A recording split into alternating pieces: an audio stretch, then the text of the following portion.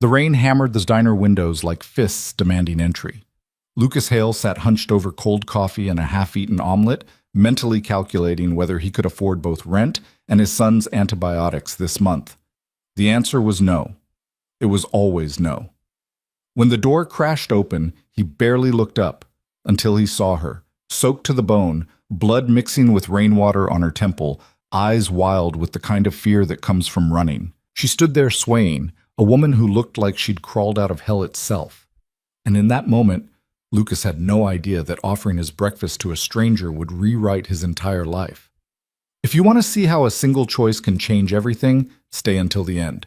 Hit that like button and drop a comment with your city so I can see how far this story travels. The fluorescent lights in Murphy's diner buzzed with that irritating frequency that made Lucas's headache worse.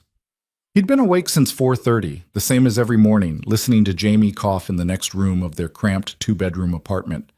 The kid was 5 and built like a string bean, always catching whatever flu was making rounds at his daycare.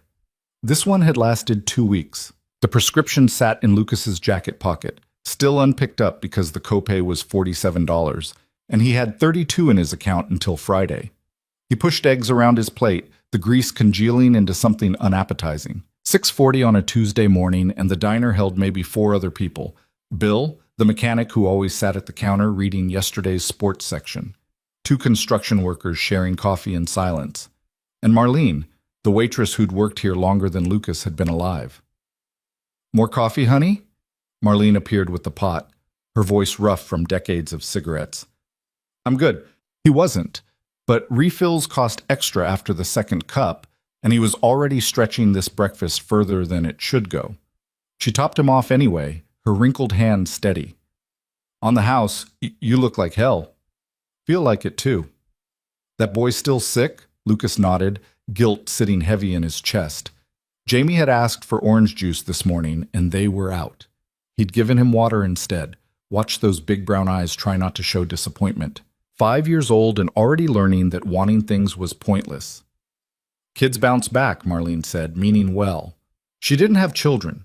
Didn't know that every cough felt like failure, every fever like proof he wasn't enough.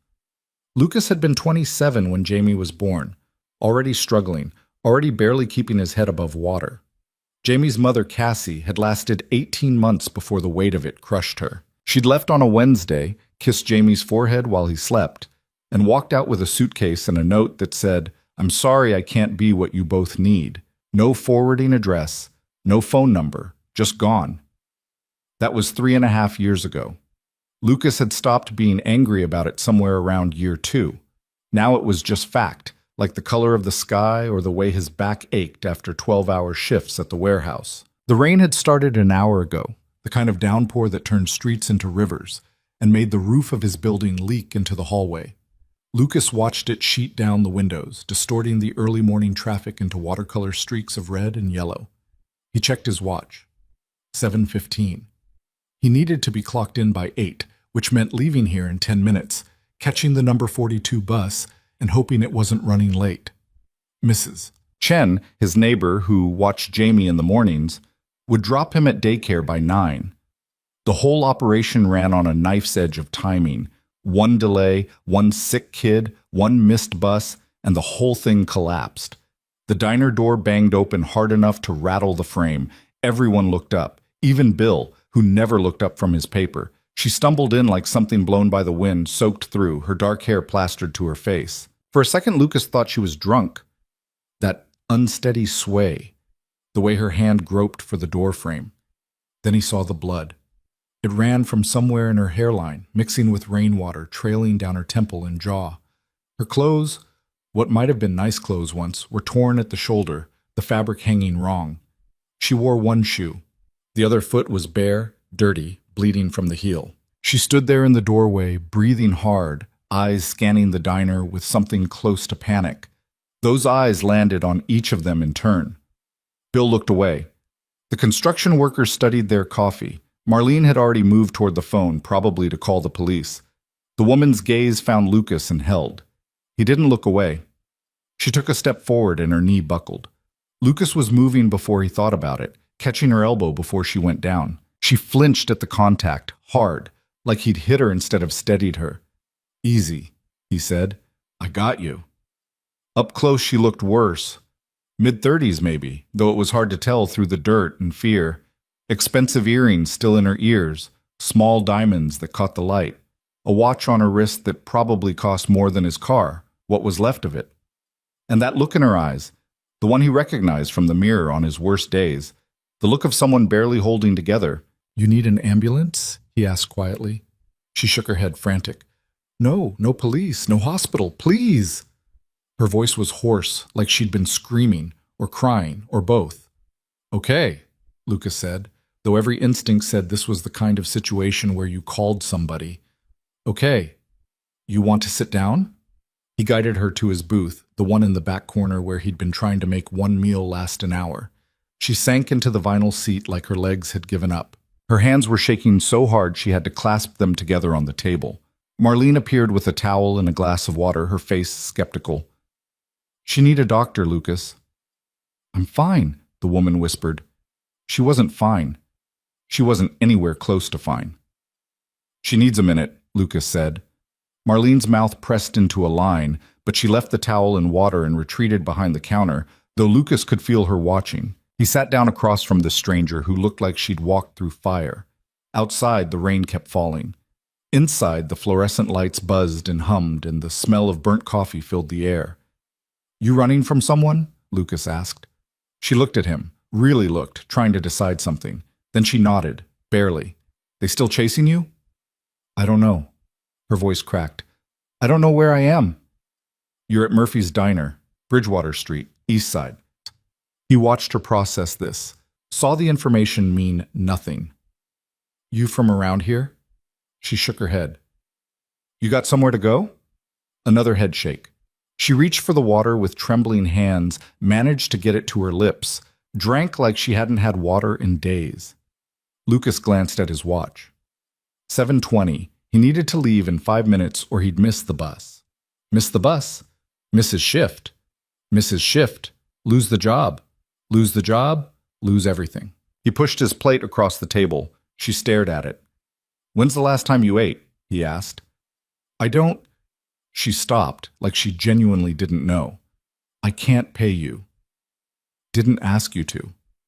I can't take your food. You can. I already ate. Lie. His stomach growled to prove it, but he kept his face neutral. Go ahead. She looked at the eggs and toast like they might disappear if she blinked. Then, with the careful movements of someone who'd learned not to trust good things, she picked up the fork. Lucas watched her eat. Not in a weird way, just noticing how she tried to pace herself, tried not to look desperate, failed at both. When was the last time someone had run like this? Run so hard they lost a shoe, so far they didn't know what city they were in. You got a name? He asked. She hesitated, chewing, then swallowed. Victoria. I'm Lucas. He extended his hand across the table, a normal gesture in an extremely abnormal situation. She looked at his hand like it was a foreign object. Then slowly, she shook it. Her palm was cold and cut up, probably from falling. Nice to meet you, Victoria. Something in her face crumpled at that. The simple, stupid normalcy of a handshake and a greeting. She looked down fast, blinking hard. Marlene came back with the coffee pot and a first aid kit, setting both on the table with a meaningful look at Lucas. He mouthed thank you, and she rolled her eyes but left them alone. 7:25. Listen, Lucas said, I gotta be honest with you. I got about 3 minutes before I have to leave for work, or I'm screwed. But that cut on your head needs cleaning and you need somewhere warm to dry off. Victoria looked up at him, mascara-streaked tracks down her face, and for a second he saw something behind the fear, a calculating intelligence, the gears turning. She was assessing him, deciding if he was another threat or something else. Why are you helping me? She asked. Lucas thought about it.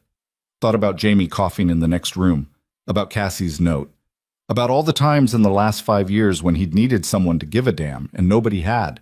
Because you need help, he said simply. And because nobody else is. That wasn't entirely true. Marlene would have called for help. But the kind of help that came in police cars and ambulances, the kind Victoria had specifically refused. Sometimes the system wasn't the answer. Sometimes it was just another problem. Victoria's eyes welled up. She looked away, jaw tight, fighting it. Lucas opened the first aid kit and pulled out antiseptic wipes. "Can I?" He gestured to her head. She nodded. He stood and moved to her side of the booth, kneeling so he could reach the cut properly. It wasn't as bad as all the blood made it look. Scalp wounds bled like hell, but it needed attention. He cleaned it as gently as he could, feeling her flinch with each touch. "Sorry," he murmured. "It's fine." Her voice was steadier now. "Thank you." "Don't thank me yet." He applied a butterfly bandage, probably not as well as a real medical professional would have, but it'd hold. "There. Not pretty, but it'll keep." When he sat back down, she was looking at him differently. Less afraid, more confused. "You're going to be late," she said. "Yeah." He checked his watch, 7:28.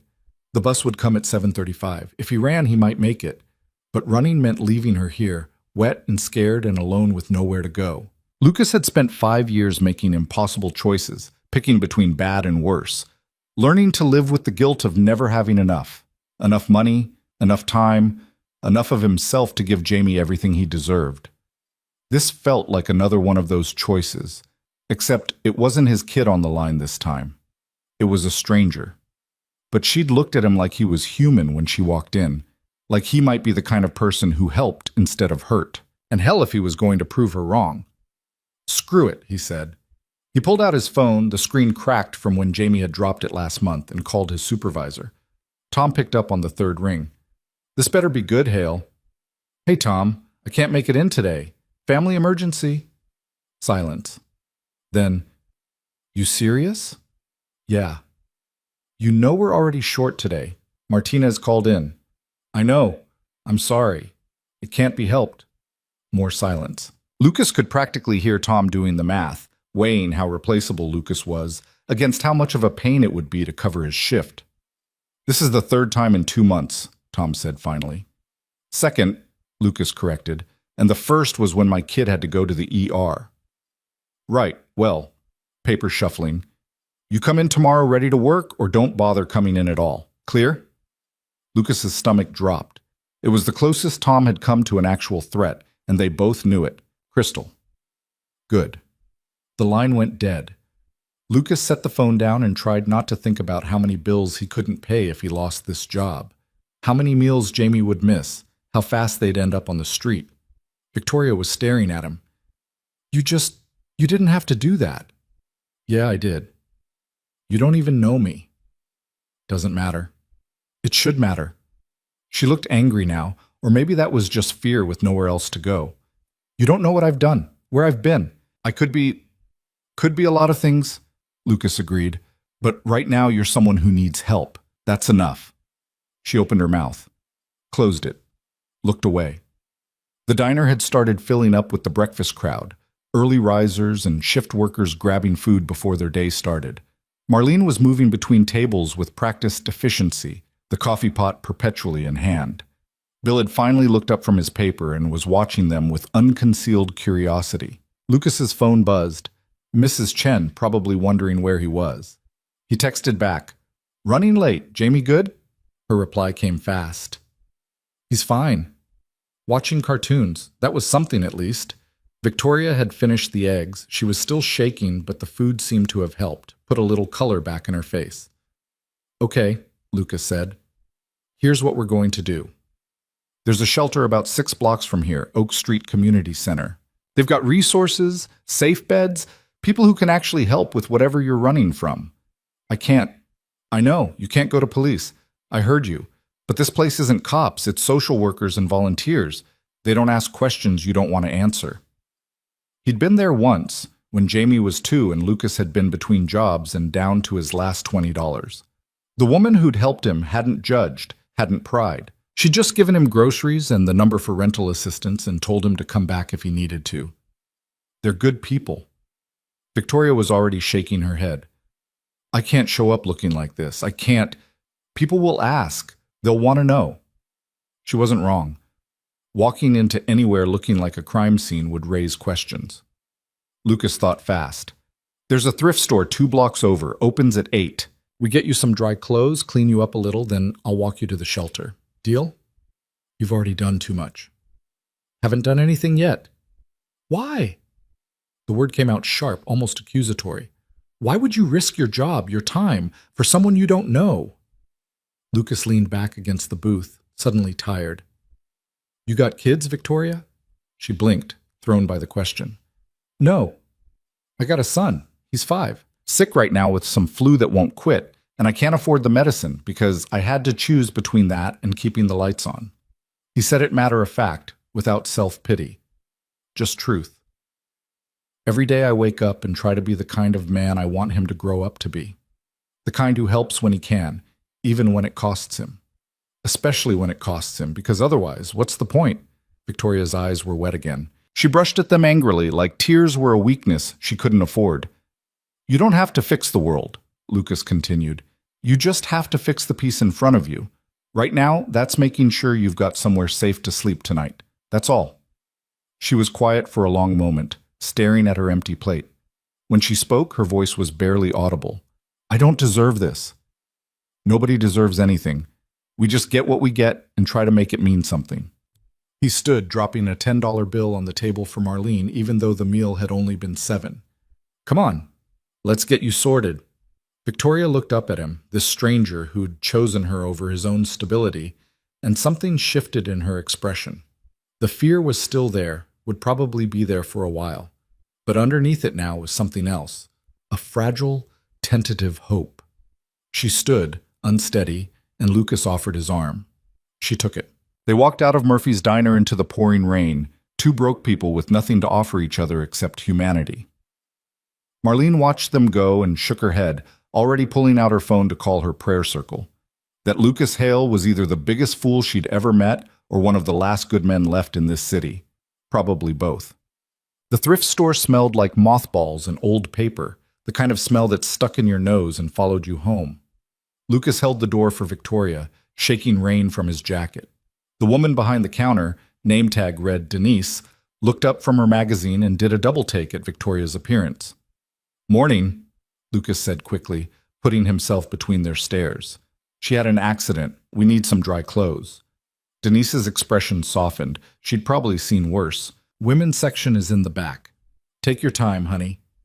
Victoria moved through the racks like a ghost, touching fabrics without really seeing them. Lucas kept a respectful distance, pretending to look at men's jackets while actually watching to make sure she didn't bolt.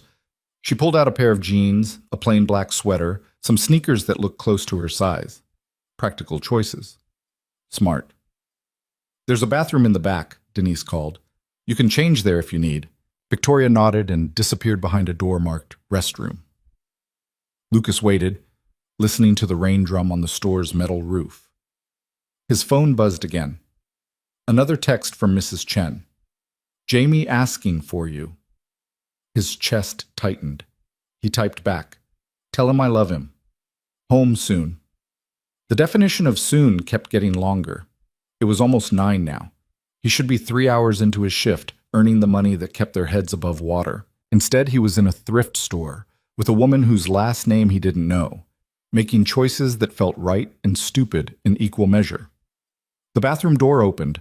Victoria emerged looking like a different person, still pale, still scared, but clean and dry and almost normal. The sweater hung a little loose on her frame, like she'd lost weight recently. The jeans were rolled at the ankle. She'd tied her hair back into a wet knot. Better? Lucas asked. Better. She looked down at herself, then at him. How much? Don't worry about it. I can't let you... Victoria. He said it gently but firmly. It's $12. I got it. Actually, he didn't. $12 plus the 10 he'd left at the diner meant he'd be overdrawn until Friday, which meant overdraft fees, which meant even less money for Jamie's medicine. But what was he supposed to do? Let her walk around soaked and bleeding? He paid while she gathered her wet clothes into a plastic bag Denise provided. Outside, the rain had lessened to a steady drizzle. Oak Street's this way, Lucas said, pointing east. They walked in silence for a block, 2 blocks. The neighborhood here was rough, boarded windows, chain-link fences, graffiti tags marking territory. Lucas knew it well. He lived 2 streets over. Can I ask you something? Victoria said suddenly. Sure. Your son, what's his name? Jamie? And his mother? Lucas shrugged. Gone. Has been for a while. I'm sorry. Don't be. We're better off. Victoria glanced at him, reading between the lines. Still, it can't be easy. Nothing worth doing is. They turned onto Oak Street, the community center visible at the end of the block. What about you? You got family somewhere? People looking for you? Her jaw tightened. It's complicated. Most things are. She was quiet another moment, then, the people I was running from, they're powerful, connected. If they find out where I am, they won't hear it from me, Lucas said, or from anyone at the shelter. That's the whole point. Safe harbor, no questions. They reached the center's front steps. It was an old brick building, probably a school once, now repurposed into something desperately needed and chronically underfunded. A sign out front read, "Everyone welcome, everyone safe." Victoria stared at the sign like it was written in a language she didn't speak. You don't have to stay if you don't want to, Lucas said, but at least talk to someone. Get looked at by their nurse, figure out your next step. And you? She asked. What's your next step? Going home to Jamie, explaining to Mrs. Chen why he'd missed work, figuring out which bill to not pay this month. The usual. I'll manage, he said. Victoria turned to face him fully, and for the first time since she'd stumbled into that diner, she looked directly at him without fear clouding her eyes. I don't know how to thank you. Don't need thanks. I'll remember this. She said it intensely, like a promise. What you did, I won't forget. Lucas felt uncomfortable with the weight of it. Just pay it forward someday. Help someone else when you can. She nodded slowly. Then before he could react, she stepped forward and hugged him, quick and awkward and desperate, like someone who'd forgotten how. He patted her back carefully, feeling how thin she was, how fragile. You're going to be okay, he said, and hoped it was true. She pulled back, swiped at her eyes. I should go in. Yeah. She climbed the steps, paused at the door, looked back. Lucas? Yeah? Your son is lucky to have you. The door closed behind her before he could respond. Lucas stood there in the rain, hands in his pockets, feeling the weight of the morning settle on his shoulders. He was cold, wet, broke, and probably unemployed by this time tomorrow. But Victoria was safe. That counted for something. He turned and started the long walk home, where Jamie would be waiting, sick and needy, and the only thing in this world that mattered. The rain kept falling. Lucas kept walking. Somewhere behind him, in a building that promised safety, a woman whose real story he'd never know was taking the first step toward whatever came next. And Lucas went home to his son, having given away his breakfast, his time, his job security, and $12 he couldn't spare. Because that's what you did when someone needed help. You helped, even when it cost everything. The apartment was quiet when Lucas let himself in, dripping water onto the cracked linoleum. Mrs. Chen sat on his couch, reading glasses perched on her nose, a Korean drama playing on mute on his television. You're back, she said, looking up. Jamie's sleeping. Fever broke about an hour ago. Relief flooded through him. Thank God. Gave him the children's Tylenol from my place. Hope that's okay. More than okay, thank you. He peeled off his wet jacket, hung it over a chair. I'm sorry I took so long. Mrs. Chen waved him off. Family emergency, you said. Everything okay?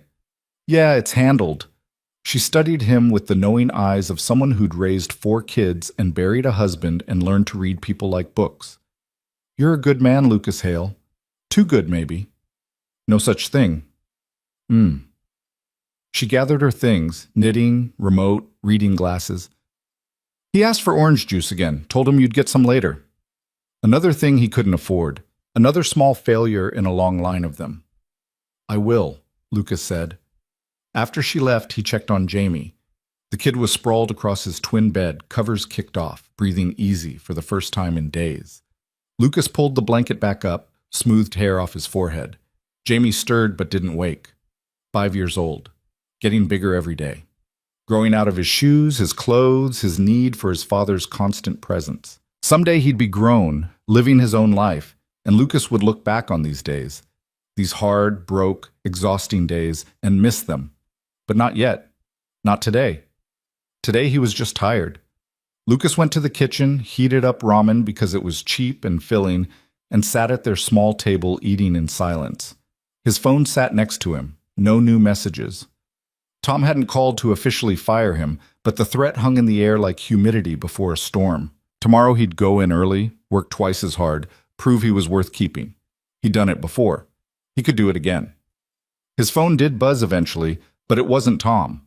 It was his bank, a notification that he was overdrawn. $17 in overdraft fees on top of the negative balance. Lucas set down his fork and put his head in his hands. This was life. This was always life. Juggling, scrambling, borrowing from tomorrow to pay for today. Never enough, never quite making it. But he'd helped someone this morning. Victoria, whoever she really was, whatever she was really running from, she'd been alone and scared, and he'd made it better. That had to mean something. It had to. In his room, Jamie coughed once, then settled back into sleep. Lucas finished his ramen, washed the bowl, and sat in the growing darkness of his apartment, listening to rain and thinking about kindness and cost, and whether doing the right thing was supposed to hurt this much. He didn't have an answer. Outside, the city kept moving, indifferent to one man's struggle. Tomorrow would come whether Lucas was ready or not. Bills would be due. Jamie would need things. Work would demand his time. And somewhere across town, in a shelter he'd probably never see again, Victoria was maybe, hopefully, starting to feel safe. It would have to be enough. Lucas closed his eyes and tried to believe it.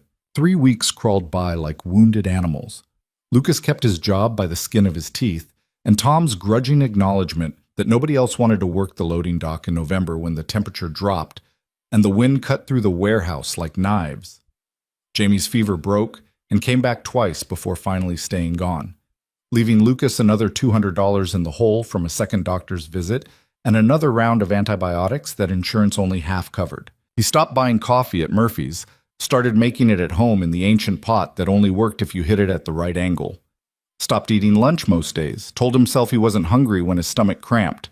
Started picking up extra shifts on weekends, which meant Mrs. Chen watched Jamie more, which meant he owed her more favors he couldn't repay except with gratitude and the occasional grocery run. The overdraft fees had cascaded into more overdraft fees until Lucas finally just stopped checking his bank account.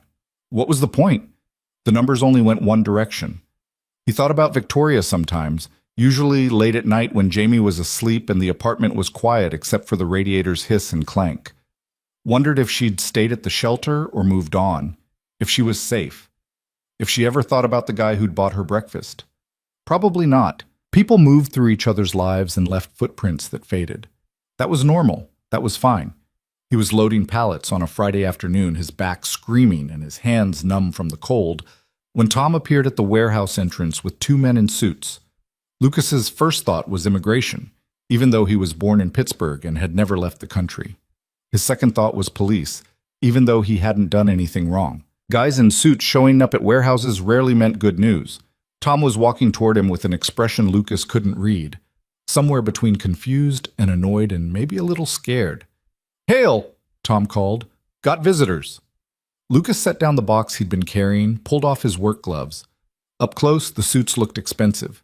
The taller one was maybe 50, silver hair, the kind of posture that came from private schools and country clubs. The shorter one was younger, 30s, with a leather portfolio tucked under his arm, and the intense focus of someone paid to notice everything. "Lucas Hale?" the older one asked. "Yeah. My name is Richard Ashford. I'm an attorney with Ashford and Associates." He extended a hand. Lucas shook it, aware of how rough his own palm was, how much he probably smelled like sweat and cardboard.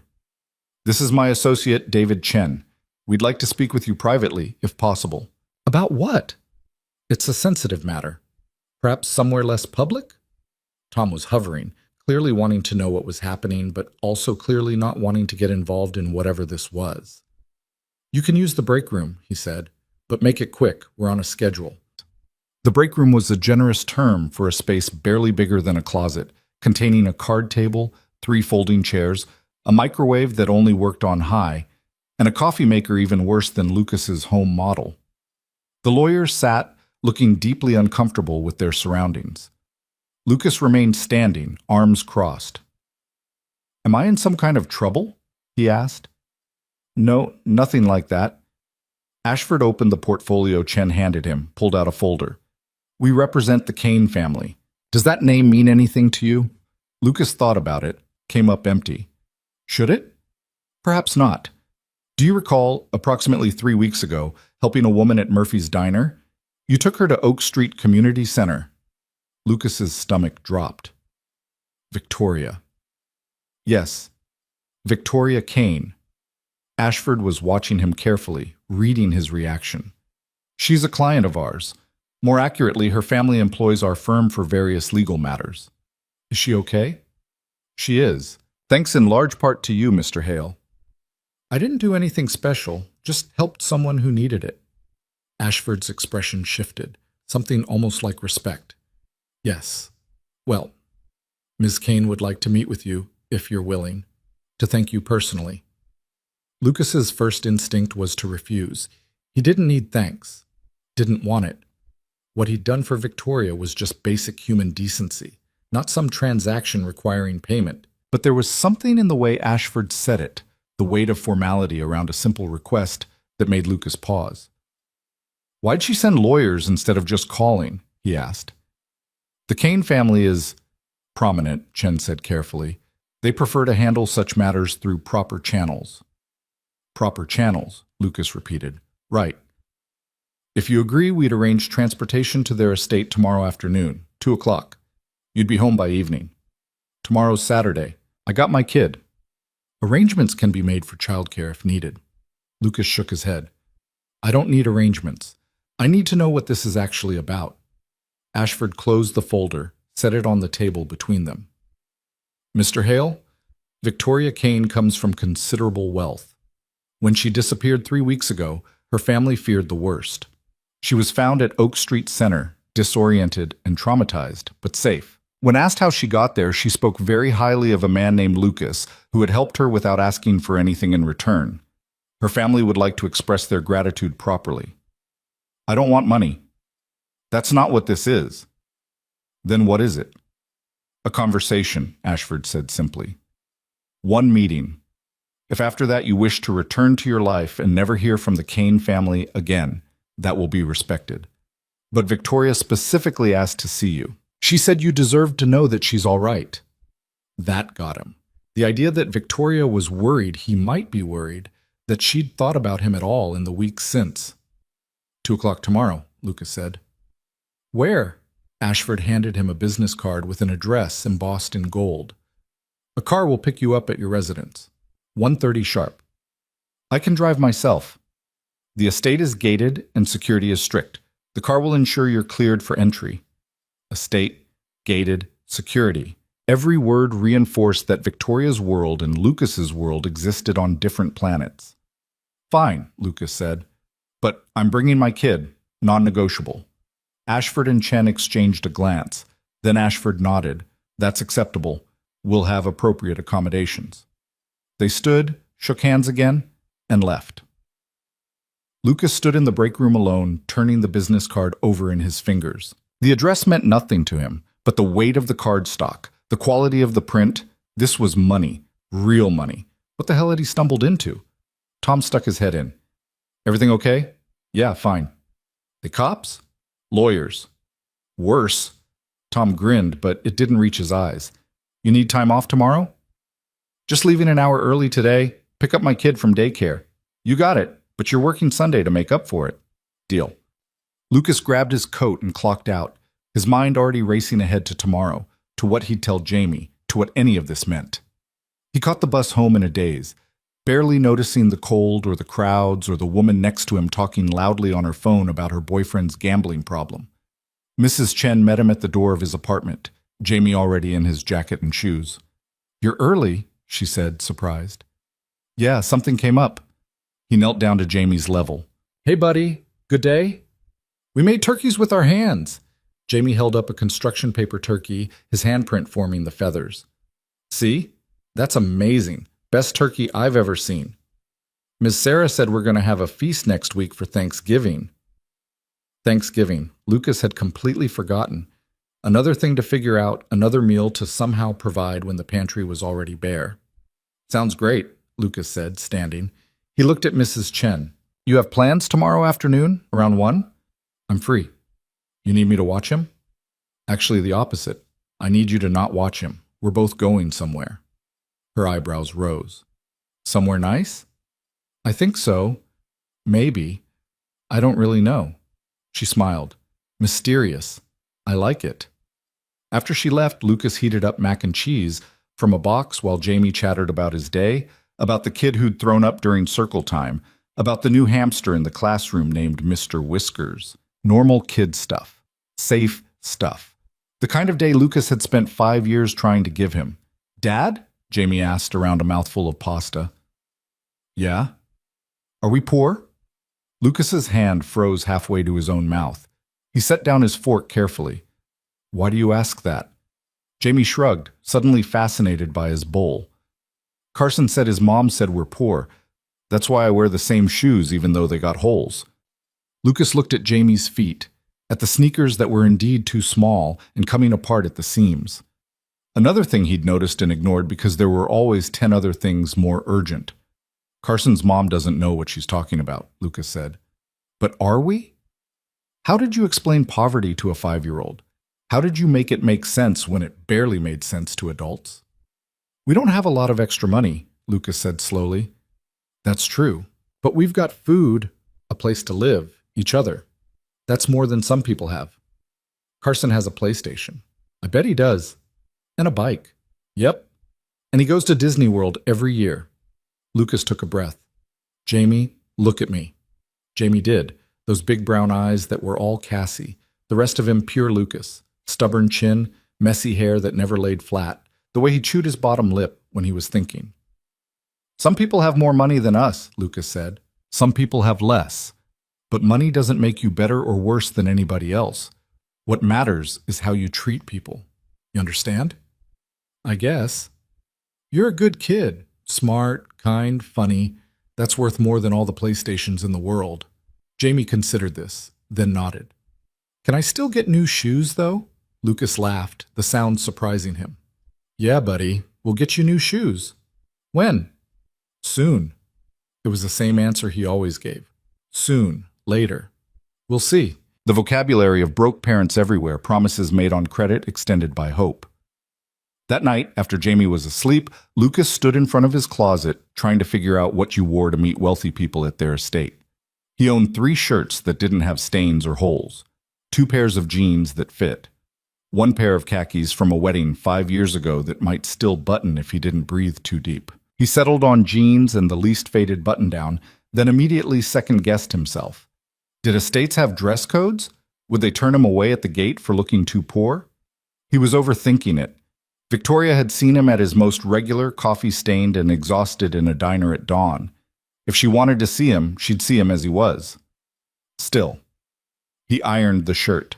The car arrived at 1:30 exactly, a black sedan that looked like it cost more than Lucas's annual salary. The driver was a woman in her 40s, professional, polite. Mr. Hale? I'm Monica. I'll be driving you today. Thanks. This is my son, Jamie. Hello, Jamie. She smiled at him, genuine warmth. Ready for an adventure? Jamie nodded, shy suddenly, taking in the car's leather interior and the fancy screen on the back of the driver's seat. Can I watch TV? He asked as Monica pulled away from the curb. If it's okay with your dad. Lucas nodded, and Jamie was instantly absorbed in cartoons, leaving Lucas to stare out the window and wonder what he'd gotten himself into.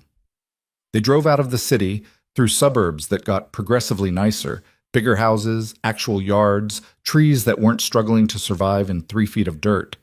Then past the suburbs into honest-to-God countryside, rolling hills and horse farms, and the kind of space Lucas had only seen in movies. First time out this way? Monica asked, catching his eye in the rearview mirror. Yeah, didn't know places like this existed outside the city. Different world, she agreed. The Canes have owned this land for 3 generations, 500 acres, give or take. 500 acres. Lucas's entire apartment could fit in a closet, and these people owned 500 acres. They turned onto a private road, stopped at a gate where Monica spoke into an intercom. The gate swung open and they drove another mile through manicured grounds before the house came into view. Except calling it a house was like calling the ocean a puddle. It was a mansion, 3 stories of stone and glass and architectural ambition, the kind of place that had a name instead of an address. Gardens sprawled in every direction, still green somehow despite the November chill. A fountain bubbled in the circular drive where Monica parked. "Holy crap," Lucas muttered. "Language," Jamie said automatically, but his eyes were huge. "You said it, kid."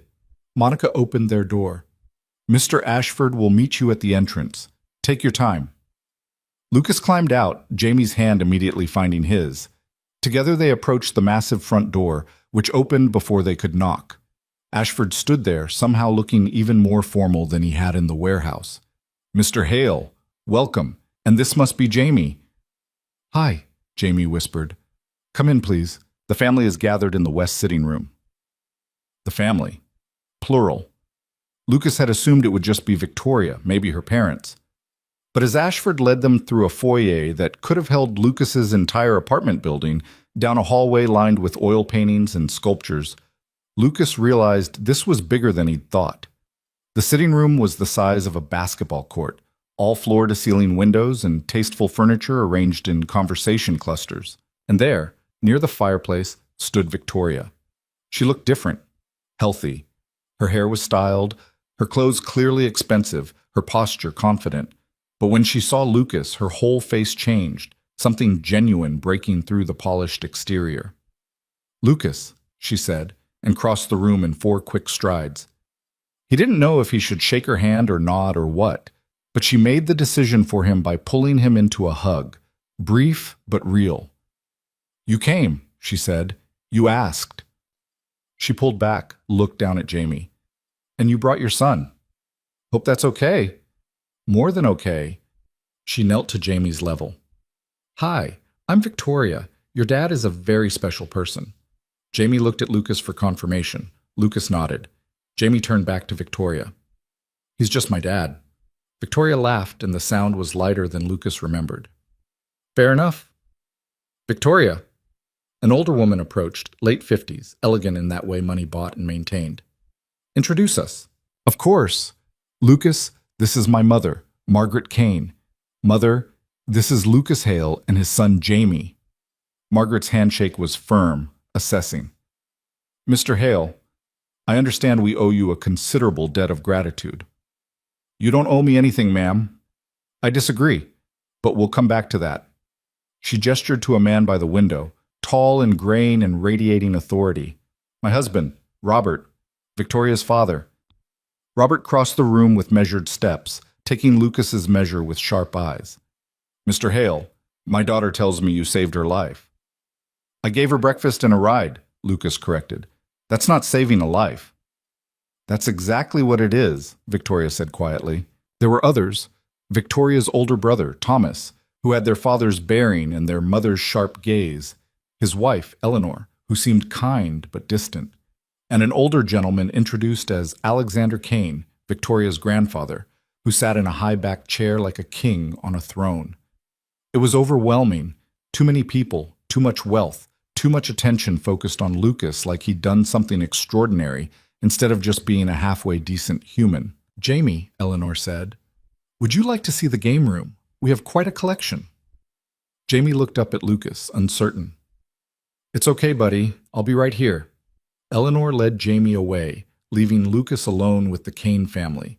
He suddenly felt very aware of his secondhand shirt, his worn jeans, the fact that he didn't belong in this room or this world.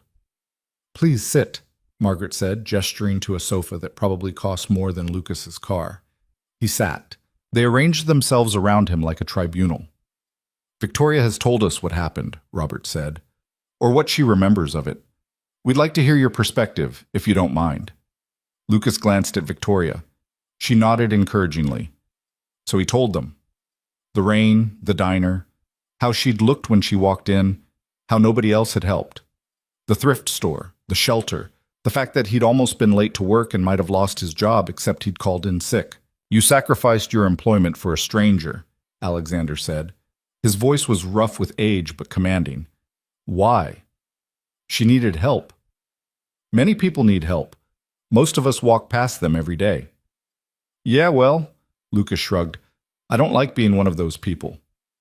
Even when it costs you? Especially then. Alexander studied him, then nodded slowly. You have character, Mr. Hale. That's rare. I just did what anyone should have done. But didn't, Victoria interjected. I was in that diner for minutes before you helped. Everyone else looked away. Lucas didn't know what to say to that, so he said nothing. We'd like to do something for you, Margaret said. As thanks. That's not necessary. Nevertheless. Really, I'm fine. I don't need... Mr. Hale. Robert's voice cut through Lucas's protests. You helped our daughter when she was at her most vulnerable. When men we paid, men we trusted, had failed her. You asked for nothing and expected nothing. That kind of integrity deserves recognition. What happened to her? Lucas asked. If you don't mind me asking, she said she was running from someone. The room went quiet. Victoria's expression shuddered. That's a private family matter, Thomas said stiffly. Thomas? Victoria said sharply. Then to Lucas, I was in a bad situation. Someone I trusted betrayed that trust in a terrible way. I ran. I ended up in your city by accident. No plan, no resources. If you hadn't helped me, she trailed off. But I did. So we don't have to play the what-if game. Still, she leaned forward. You deserve to know I'm okay. That what you did mattered. I'm glad you're okay, Lucas said honestly. That's enough for me. It's not enough for us, Margaret said. We've prepared an offer. Please hear us out before you refuse. Ashford materialized with the portfolio again, extracting papers. He handed them to Robert, who set them on the coffee table in front of Lucas. We'd like to establish a trust fund for your son's education, Robert said. Full ride to any university he chooses, plus living expenses. It's the least we can do. Lucas stared at the papers. Numbers swam in front of his eyes, dollar amounts with so many zeros they didn't look real. I can't accept this, he said. Why not? Because it's too much. Because Jamie's 5 years old and doesn't need university money right now. Because... He stopped, trying to organize thoughts that were spinning out of control. Because you're proud, Alexander said. It wasn't a question. Maybe. Pride is well and good, Mr. Hale, but false pride is foolishness. Your son deserves opportunities. This gives him those opportunities. I can provide for my son. Can you? Thomas asked. Not unkindly, just factually. You work a warehouse job. Single parent. You called in sick to help my sister and nearly lost your employment. Those are not the circumstances of a man who can afford university tuition. Lucas's jaw tightened. You don't know anything about my circumstances. Actually, we do. Ashford again, pulling out another folder. We did our due diligence. You're 32, raised Jamie alone since he was 18 months old, worked 60-hour weeks at Dalton Warehouse earning $16.50 an hour. You're currently overdrawn at your bank, 3 months behind on utilities, and your car failed inspection last month, but you can't afford the repairs, so you've been taking the bus. Rage flared hot in Lucas's chest. You investigated me? We investigate everyone who comes into contact with our family, Thomas said flatly. I'm not in contact with your family. I helped someone and went home. That's it. Lucas, Victoria's voice was soft but firm. They're trying to help. I don't need help from people who spy on me. It wasn't spying, Margaret said. It was prudence. We needed to know who you were. You could have just asked. And you would have told us the truth? That you're struggling to keep your head above water? That you gave my daughter your only meal when you couldn't afford to miss it? Lucas stood abruptly. Where's my son? Mr. Hale, please. Jamie, Lucas called, loud enough that his voice echoed in the enormous room. Eleanor appeared with Jamie, who was carrying a handheld game console and looked confused by the sudden tension. We're leaving, Lucas said. Dad, they have a whole room of games and... Now, Jamie, Victoria stood. Lucas, wait, please. We went about this wrong. You think? Let me try again, without... She gestured at her family. Without all of this. There's nothing to try. I don't want your money. It's not about the money. Then what's it about? She stepped closer, lowering her voice so only he could hear. It's about the fact that you saw me at my absolute worst and you didn't flinch. You didn't judge. You didn't ask what I could give you in return. You just helped because it was right. Do you have any idea how rare that is? It shouldn't be rare. It should be normal. But it's not. And you deserve more than struggling every day just to survive. Your son deserves more. Lucas looked down at Jamie, who was clutching the game console and watching the adults with worried eyes. 5 years old and already learning that raised voices meant trouble. Come on, buddy, Lucas said, taking his hand. Let's go. But now. Monica appeared like she'd been waiting just outside, ready to drive them back to reality. Lucas didn't look back as they left, didn't acknowledge the Canes' protests or Victoria calling his name. In the car, Jamie was quiet for a long time before asking, Did I do something wrong? Nobody, you were perfect.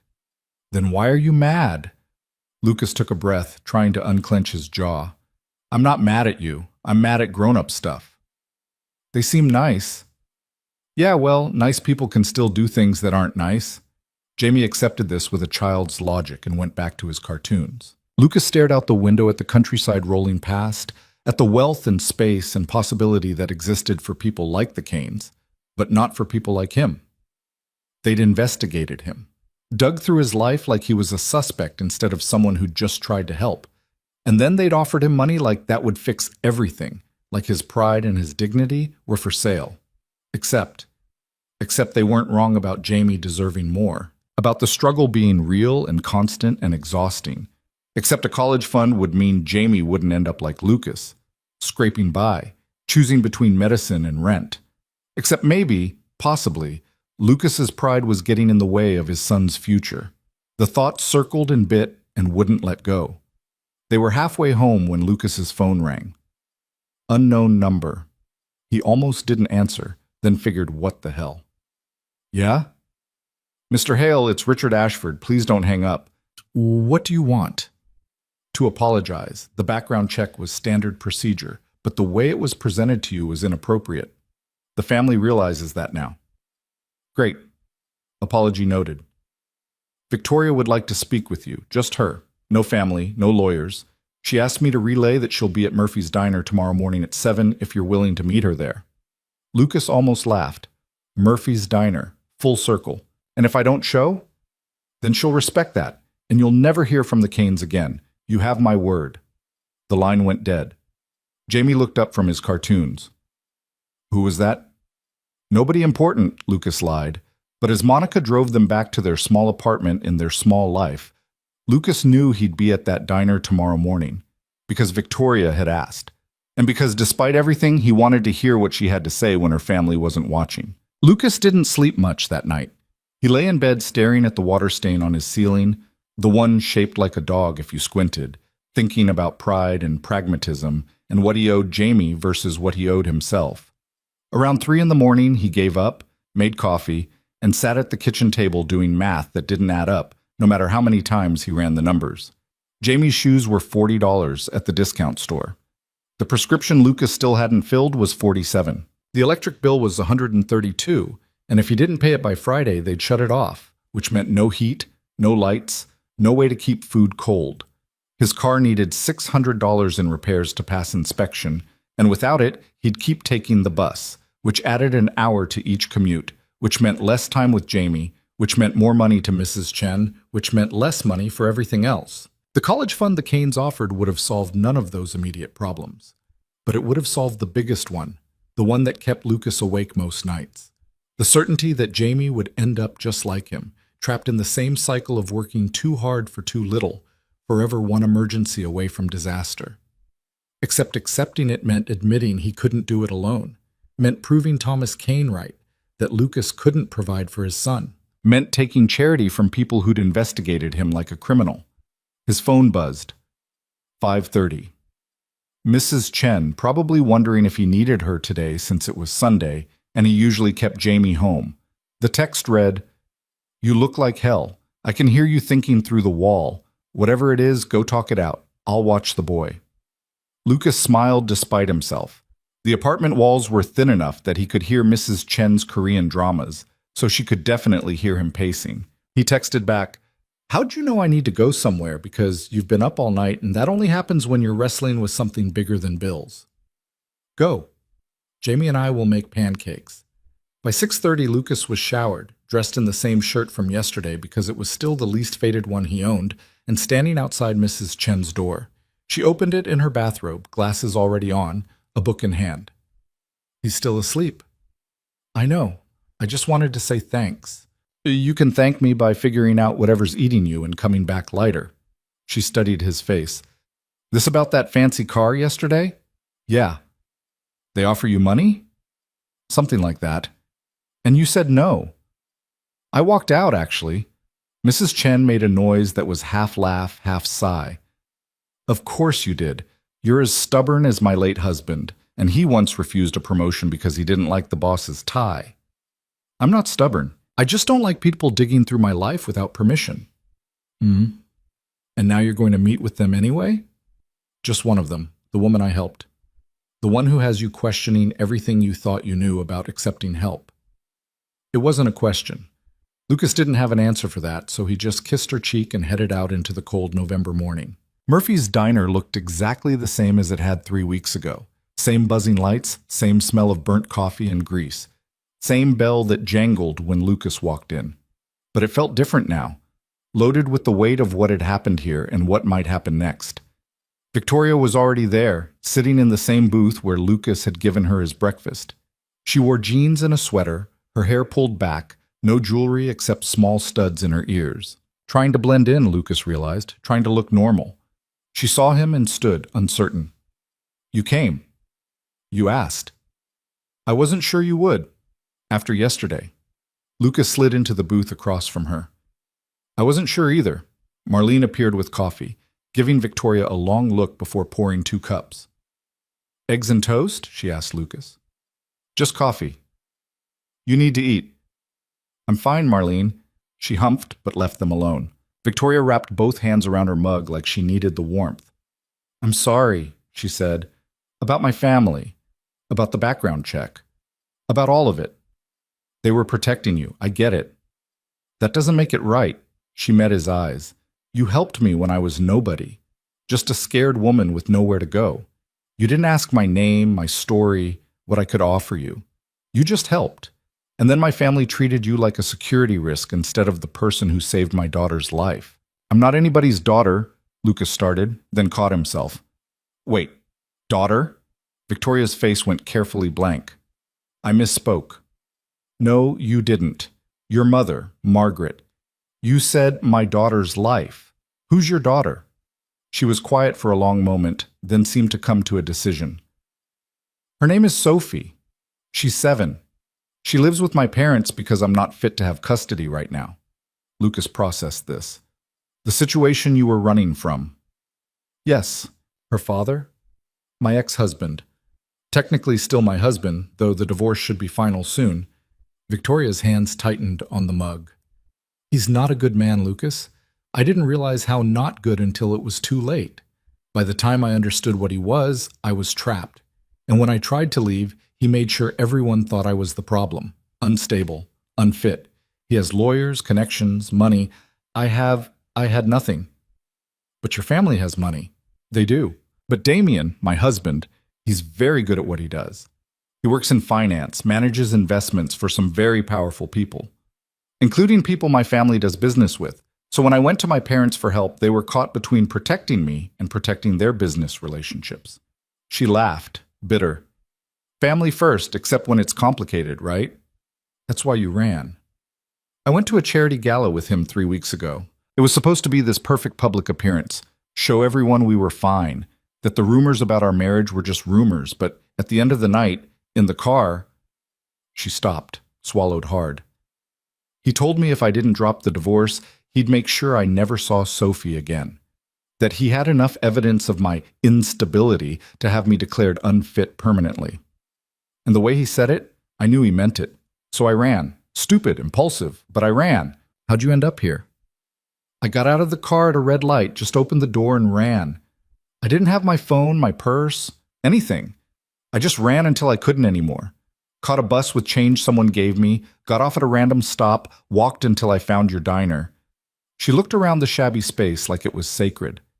And then you were there. Lucas drank his coffee, letting her story settle. Your daughter, Sophie. You've seen her since? Twice. Supervised visits at my parents' estate. She asked where I'd been.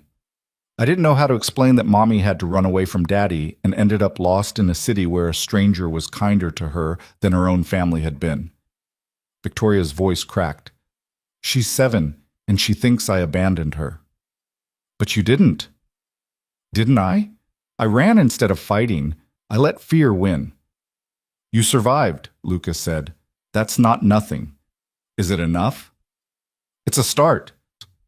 They sat in silence for a moment, the diner filling up around them with the Sunday morning crowd. Marlene brought toast anyway, set it between them with a look that said, eat or else. Victoria picked at a corner of it. The background check, she said finally. I didn't know they were going to do that. I didn't ask them to. When they showed me the file yesterday before you arrived, I was horrified. But you didn't stop them from showing it to me. No. And that was wrong. Well, why'd they even do it? What were they looking for? Victoria met his eyes. They wanted to make sure you weren't working with Damien, that you hadn't been planted in that diner to gain my trust. Lucas almost laughed. That's paranoid. That's my life now. Everything is strategy. Everyone has an agenda. Trust is currency, and I'm bankrupt. She pushed the toast away. Except you. You didn't have an agenda. You were just a good person doing a good thing. And when my family tried to repay you the only way they know how, with money, you walked out. Do you know how long it's been since someone said no to my family? I didn't say no to insult them. I know. You said no because you have integrity, because you don't want to owe anyone anything, because you'd rather struggle than compromise. She leaned forward. But Lucas, what if it's not about you? What if it's about Jamie? There it was. The argument he'd been having with himself all night. Don't, he said. Don't what? Don't use my kid to manipulate me into taking your money. I'm not manipulating you. I'm asking you to think about what's best for him instead of what makes you feel better about yourself. The words landed like a slap. Lucas set down his coffee carefully, keeping his voice level. You don't get to tell me what's best for my son. You're right. I don't. But I know what it's like to have a parent who puts pride before practicality. My father built an empire on the principle of never backing down, never compromising, never showing weakness. And you know what that got me? A mother who stayed silent when I needed her to speak up. A brother who values the family name more than his sister's safety. A daughter who barely knows me because I inherited that same stubborn pride and it nearly destroyed me. That's not the same thing. Isn't it? You're choosing to struggle because accepting help feels like failure. I chose to stay in a bad marriage because leaving felt like admitting I'd made a mistake. Different specifics, same core problem. We'd rather hurt than bend. Lucas wanted to argue, but the truth of it sat heavy in his chest. How many times had he refused help from Mrs. Chen from the food bank, from the social worker at Jamie's school who'd offered assistance programs? How many times had he told himself it was about dignity when really it was about fear, fear that accepting help meant he wasn't enough, wasn't good enough, would never be good enough? I don't know how to be any other way, he said quietly. Neither did I. And then I was sitting in this booth, eating your breakfast, wearing thrift store clothes, and realizing that the lowest point of my life was also the first time in years someone had treated me like I mattered more than my last name. Victoria reached across the table, stopped just short of touching his hand. You gave me hope when I had none. Let me return the favor. The college fund. Among other things, if you're willing to hear me out, Lucas should have said no, should have stood up, walked out, kept his pride intact and his life small and manageable. But he thought about Jamie asking for new shoes, about the electric bill, about the future stretching ahead full of the same struggles on repeat until his son was old enough to inherit them. I'm listening, he said. Victoria pulled out her phone, opened an email, turned the screen toward him. The college fund is non-negotiable. It's already established in Jamie's name, trust documents filed. You can't refuse it because it's not yours to refuse. It's his. That's not legal? It is. We checked. The fund belongs to Jamie. When he turns 18, he can access it for education expenses. If he chooses not to go to college, it converts to a trust he can access at 25 for whatever he wants. You have no say in it. Lucas stared at the numbers on the screen. Enough for 4 years at any university, room and board, books, everything. More money than he'd see in a lifetime of warehouse work. You can't just give people money without their permission. We can, and we did. It's done. She swiped to another document. This is separate. This is what I'm actually asking you to consider. It was a job offer. Assistant Director of Operations for Kane Foundation, their family's charitable organization. Salary that made Lucas's head spin. Benefits. Retirement. The kind of position people went to college for. Worked years to achieve. This is a joke, Lucas said. It's not. I work in a warehouse. I didn't even finish community college. I'm not qualified for this. You're more qualified than half the people we've hired with fancy degrees and no real-world experience. You understand what it's like to need help. You know how to manage resources when there aren't enough. You make hard decisions and live with the consequences. That's exactly what we need. What you need is someone who won't embarrass your family at charity galas. We need someone who won't bullshit us. Victoria's voice turned sharp. Do you know how hard it is to find people who tell the truth in my world? Everyone has an angle. Everyone's managing perception. But you walked out of my parents' house because we disrespected you. You called us on our crap. That's worth more than any MBA. Lucas pushed the phone back across the table. I can't. Can't or won't. Both. I'm not your project, Victoria. I'm not some charity case you get to fix to make yourself feel better about your privilege. Is that what you think this is? Isn't it? She flinched like he'd hit her. For a long moment, she just looked at him, and Lucas saw the woman from 3 weeks ago, vulnerable, hurt, barely holding together. When I was sitting in this booth, she said slowly, eating your eggs, wearing clothes you bought me, I wasn't Victoria Kane. I was just Victoria. No last name, no money, no power, just a person, and you treated me like I was worth something anyway. She blinked hard, fighting tears. Do you have any idea what that felt like? To be seen as human instead of an asset or a liability or a connection to be leveraged. Victoria, I'm not trying to fix you, Lucas. I'm trying to say thank you in the only language my family speaks. I'm trying to give you what you gave me. A chance. A shot at something better. Why is that so hard to accept? Because I don't know how to trust it, Lucas said, the words coming out raw and honest. I don't know how to believe that someone like you actually cares about someone like me. People like you don't notice people like me unless they need something. People like me? Victoria's laugh was sharp. You think I'm some untouchable rich person who's never struggled? I'm a 30-year-old woman who's fighting for the right to see her own daughter. I'm sleeping in my childhood bedroom because I don't have anywhere else to go. I have a degree from Princeton, and I can't even get a job because my husband has poisoned every connection I ever made. So yeah, I have money. My family has money. But I am not okay. I am not fine. I am barely functioning, and the only thing keeping me going is the memory of a man in a diner who helped me when he didn't have to. The diner had gone quiet around them. People were pretending not to listen, but absolutely listening. Marlene had stopped refilling coffee. Even the cook had stuck his head out from the kitchen. Lucas took a breath. I need time to think. How much time? I don't know. A day. A week. I need to sit with this, figure out if it's real or if I'm just desperate enough to believe it is. Victoria nodded, wiping at her eyes. That's fair. Take whatever time you need. The offer stands regardless. Job, college fund, all of it. And if I say no to the job, then you say no. The fund is still Jamie's. I won't take it back out of spite. She managed a small smile. I'm not Damien. I don't weaponize generosity. Lucas wanted to believe her. Wanted to trust that this was real, that good things could happen without strings attached. But trust was expensive, and he'd been broke in that currency for a long time. Can I ask you something? He said. Anything.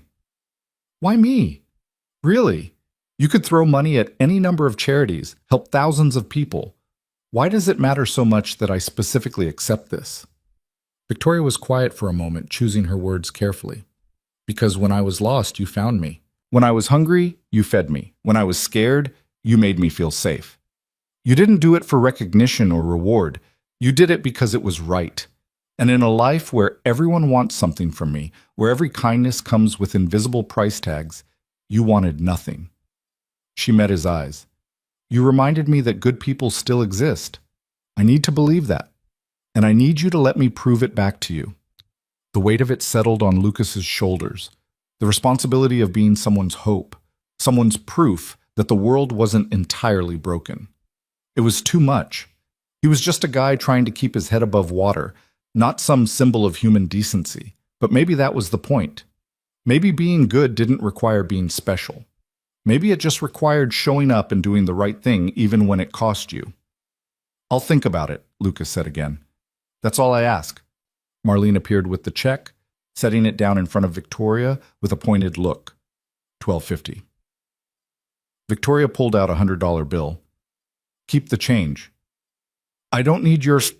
It's for him, Victoria interrupted, nodding at Lucas. For all the meals he's bought here while deciding between groceries and medicine. Consider it payment in advance. Marlene looked at Lucas. He shrugged, too tired to fight. She pocketed the money. Outside, the November sun was trying to break through clouds, not quite succeeding. Lucas stood on the sidewalk with Victoria, both of them uncertain how to end this. I should get back to Jamie, Lucas said. Of course, tell him. She stopped. Never mind. I'm not part of his life. I shouldn't presume. He asked about you. Last night. Said you seemed nice. Victoria's whole face softened. He's a good kid. He is. He's lucky to have you.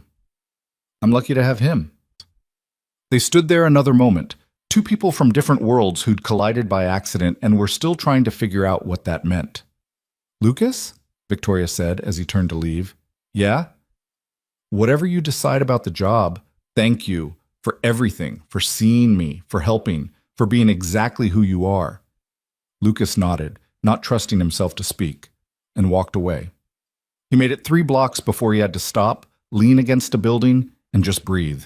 His hands were shaking, his heart was racing. The job offer, the college fund, Victoria's story, all of it swirled in his head until he couldn't think straight. His phone buzzed. Mrs. Chen. Jamie wants to know when you're coming home. Also, he ate 4 pancakes and I think he might explode. Lucas smiled despite everything and texted back, On my way. The walk home took 20 minutes, plenty of time to spiral through every possible outcome. Take the job and fail spectacularly because he wasn't qualified. Take the job and succeed, but lose himself in a world where he didn't belong. Refuse the job and spend the rest of his life wondering what if. Refuse the job and watch Jamie grow up with the same struggles, the same limitations, the same cycle. Mrs. Chen's apartment smelled like maple syrup. Jamie was on the floor building something elaborate with blocks, his face sticky with breakfast. Dad! He jumped up, crashed into Lucas's legs. Mrs. Chen makes way better pancakes than you. Rude but accurate, Lucas said, ruffling his hair. Mrs. Chen watched from her recliner, reading glasses sliding down her nose. Well? Well, what? Did you figure it out? Lucas sank onto her couch, suddenly exhausted. I don't know, maybe. She offered me a job. Good job? Too good. That's the problem. No such thing as too good. There is when you're not qualified for it, Mrs. Chen made that noise again, the one that meant she thought Lucas was being an idiot, but loved him anyway. You think you're not qualified to help people? You, who's been helping me for 5 years, watching my apartment when I visit my daughter, picking up my prescriptions, fixing my sink that one time. That's different. How? Because you're my friend. That's just being a decent person. Exactly. She set down her book. Lucas, you've been a decent person your whole life, and it's gotten you nothing but tired. Maybe it's time being decent got you something back. Jamie had abandoned his blocks and was now leaning against Lucas's knee, looking up at him with those big eyes. Are you sad, Dad? No, buddy, just thinking. About what? How did you explain adult decisions to a 5-year-old? How did you make him understand that his father was terrified of failing him, terrified of succeeding, terrified of staying still, and terrified of moving forward? About changes, Lucas said. Big changes. Good changes or bad changes? I don't know yet. Jamie considered this with the seriousness only small children could muster. Mrs. Chen says change is scary, but that's how you know it's important. Lucas looked at Mrs. Chen, who shrugged. Korean proverb, roughly translated. It's a good one, Lucas said. He pulled Jamie into his lap, held him close, breathed in the smell of syrup and childhood and everything worth protecting. Hey, buddy, if we could live anywhere, do anything, where would you want to go? Jamie's eyes lit up. Disney World, Lucas laughed. Besides Disney World, somewhere with a backyard and a dog. Can we get a dog? Maybe someday. And a mom? The question landed like a punch. Lucas went very still. You want a mom? Jamie shrugged against his chest.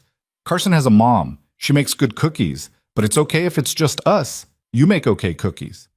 Gee, thanks. But if you found someone who makes good cookies and wants to be a mom, that would be okay too. Mrs. Chen was very carefully not looking at them, pretending to read her book, but Lucas saw the smile she was hiding. I'll keep that in mind, Lucas said softly. They stayed like that for a while, Lucas holding Jamie, Mrs. Chen pretending not to watch them, the Sunday morning quiet settling around them like a blanket. It was peaceful. It was enough. But enough and good weren't the same thing. And Lucas was starting to realize that maybe, possibly, he deserved good. Maybe Jamie deserved good. Maybe accepting help wasn't weakness. Maybe it was just common sense. His phone buzzed again. Unknown number, but Lucas knew who it was before he even looked. The text read, "No pressure, but the position starts December 1st if you want it. Gives you 2 weeks to decide and get your affairs in order. Whatever you choose, the college fund is Jamie's. No strings. V. December 1st. 3 weeks away. 3 weeks to decide if he was brave enough to bet on himself, to trust that good things could happen, to believe Victoria when she said she just wanted to help. Lucas looked at Jamie, still cuddled against him, already half asleep from a morning of pancakes and play. Looked at Mrs. Chen, who'd been more family than friend, who'd held them together when everything else was falling apart. Looked at his phone, at the offer that could change everything or destroy everything, or maybe, just maybe, save everything. He typed back, "Can I come see the office? Meet the team? I need to know what I'm saying yes or no to." The reply came fast. "Absolutely. Tomorrow at 10? I'll send a car." Lucas hesitated, then typed, "I'll drive myself. Send me the address." A pause. Then, "Deal. See you tomorrow." Lucas set down his phone and closed his eyes. Tomorrow he'd visit the Kane Foundation, see what the job actually entailed, meet the people who'd be his colleagues or his bosses or his disaster. Tomorrow he'd be practical and smart and ask all the right questions. But today, sitting in Mrs. Chen's apartment with his son falling asleep in his arms, Lucas let himself imagine it. A real job with real benefits. A future for Jamie that didn't include struggle as a default setting. A chance, just a chance, at something better. It was terrifying. It was necessary. And for the first time in 5 years, Lucas thought it might actually be possible. Lucas's car made a grinding noise pulling into the parking garage that suggested the $600 in repairs was optimistic. He'd managed to coax it through inspection with duct tape and prayer. Enough to get him downtown where the Kane Foundation occupied 3 floors of a glass tower that probably cost more than his entire neighborhood. The lobby was all marble and modern art, the kind of space designed to make regular people feel small. Lucas stood there in his khakis and button-down, the same outfit from the estate visit, feeling exactly as out of place as he'd expected. A woman approached from the elevator bank, mid-40s, professional in a way that seemed effortless. "Mr. Hale? I'm Patricia Ruiz, Director of Operations. Victoria asked me to show you around." Her handshake was firm, assessing. Lucas recognized the look. She was trying to figure out what he was doing here, why Victoria Kane had personally requested she give a warehouse worker the full tour. "Thanks for making time," Lucas said. "Of course, follow me." The elevator was glass-walled, offering a view of the city as they rose. Patricia kept up a steady narration about the Foundation's history, its mission, the various programs they funded. Lucas tried to absorb it all but kept getting distracted by his own reflection in the polished elevator doors, a tired 32-year-old who looked exactly like what he was, Someone trying very hard to appear like he belonged somewhere he absolutely didn't. The foundation's floors were open concept, all natural light and collaboration spaces, people in business casual moving between desks and meeting rooms with the purposeful energy of those who believed their work mattered. It was so far removed from the warehouse, from the noise and the cold and the constant physical grind, that Lucas felt like he'd stepped into a different reality. "This is our main operations center," Patricia said, gesturing to a large room where maybe 20 people worked at computers, phones pressed to ears, documents spread across desks. "We manage grant applications, coordinate with partner organizations, handle logistics for our larger initiatives." "What kind of initiatives?" "Currently, we're focused on housing assistance, educational programs, and emergency family services. Last quarter, we distributed over $3 million in grants to local nonprofits." $3 million. Lucas tried to wrap his head around that number. The warehouse moved maybe half that in product value over a year, and that felt massive. This was just one quarter of giving money away. "And the assistant director position," Lucas said carefully. "What would that actually involve?" Patricia's expression shifted, something between curiosity and skepticism. "Honestly, we're not entirely sure yet. The role is new, created specifically for—" She stopped herself. "Victoria wanted someone who could bridge the gap between our organization and the communities we serve. Someone with lived experience of the struggles we're trying to address." "So I'd be the token poor person," Lucas said flatly. "That's not how I'd phrase it. But it's accurate." Patricia studied him for a long moment. "Can I be frank with you, Mr. Hale?" "Please." "When Victoria told me about this position, about you, I thought it was a terrible idea. Hiring someone with no nonprofit experience, no relevant education, no background in this sector. It goes against everything I've built here. We're a professional organization. We have standards. So why am I here?" "Because Victoria Kane doesn't make stupid decisions. She's the smartest person I know, and if she thinks you're worth taking a chance on, I'm willing to at least hear why." Patricia crossed her arms. "So tell me, why should we hire you?" The question hung in the air between them. Lucas could have deflected, could have said something modest about not knowing if he was right for the role. But something about Patricia's directness demanded equal honesty. "You shouldn't," Lucas said. "If you're looking for someone who knows how to navigate philanthropy circles, who speaks the language, who can schmooze donors and make your organization look good in press releases, I'm not that guy. I'll probably embarrass you at fundraisers. I'll definitely say the wrong thing to important people. And I have no idea what half the terminology in this world even means." "Then why are you considering the job?" "Because I know what it's like to need help and not be able to ask for it. I know how degrading it is to fill out assistance applications, to prove you're poor enough to deserve scraps. I know what it feels like when the people trying to help you have never lived one day in your shoes, and it shows in every policy they write, every hoop they make you jump through." Lucas met her eyes. "You want someone who can bridge the gap? I am the gap. And maybe that's worth more than a degree." Patricia was quiet for a moment, then surprised him by smiling. "Okay, I see it now." "See what?" "Why Victoria walked out of a gala and ended up eating diner eggs with a stranger. You don't bullshit." She turned, started walking. "Come on, let me show you what you'd actually be doing." They spent the next hour touring the rest of the space. Patricia introduced him to program coordinators, showed him grant applications from organizations requesting funding, explained the decision-making process for approvals.